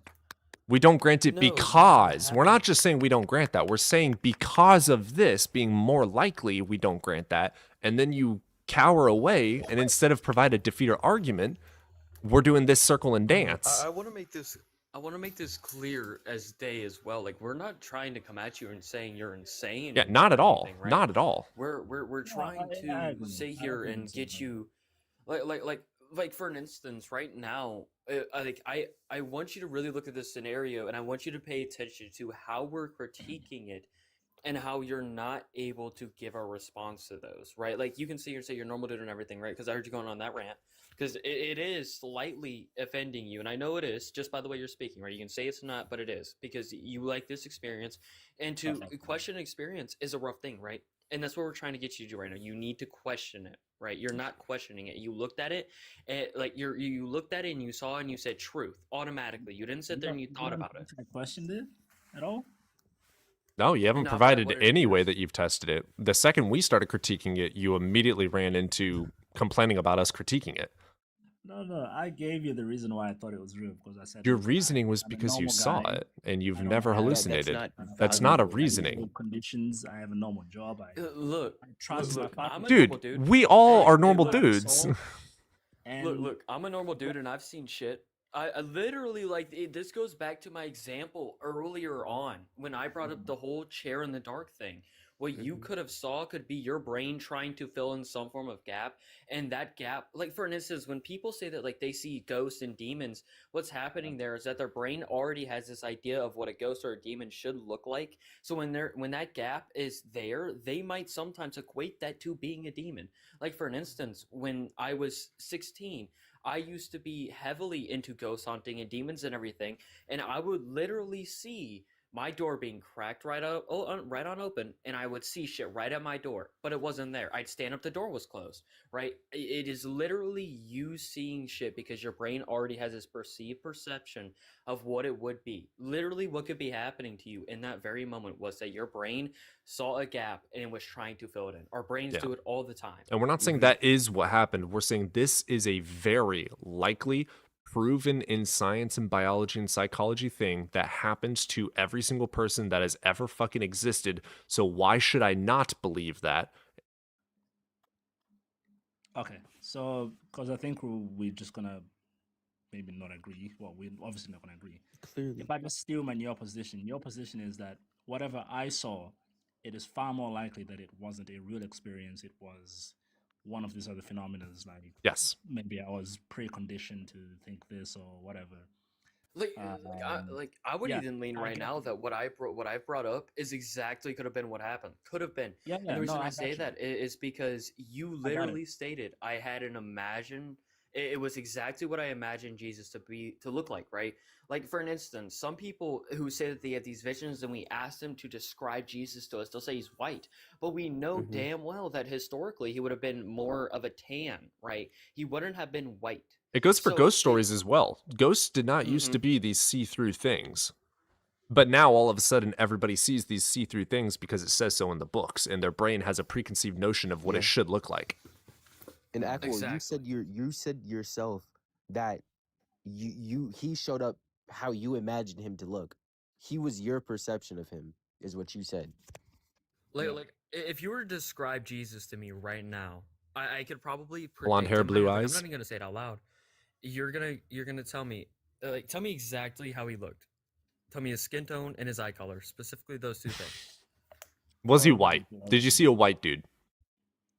Well, technically, but not like skin tone. It was more like a shining light, like a form. Did you Wait, was he see a physical? silhouette? Did you see a person like physically standing What'd there? you see? Yeah, literally right in front of me. That doesn't answer the question. Did he have like a light around him? Is that what you're trying to say? Or was he Not light? around him. It was the light. Okay, so now I have a new idea of what it was. You saw a light refraction that slightly, ever so slightly, resembled the shape of a personoid. So then all of a sudden you believe it's God. In my bedroom with blinds. Yeah. Yeah. Do you have mirrors? Do you have a clock that has a shiny tint to it? Do you have a computer no. screen? There's Do a you have lot a of TV? reflective things. TV. It's a dark bedroom. I don't have a TV in my bedroom. I blacked out my. You don't have a windows phone and either? windows. Literally, it's my bedside table. That's it. Okay, so at night. Okay, so a car drove by with headlights on, shined through the window. There was a silhouette of a You seeming cannot see person. anything through my windows. It's. I didn't say that. Blacked them out on purpose.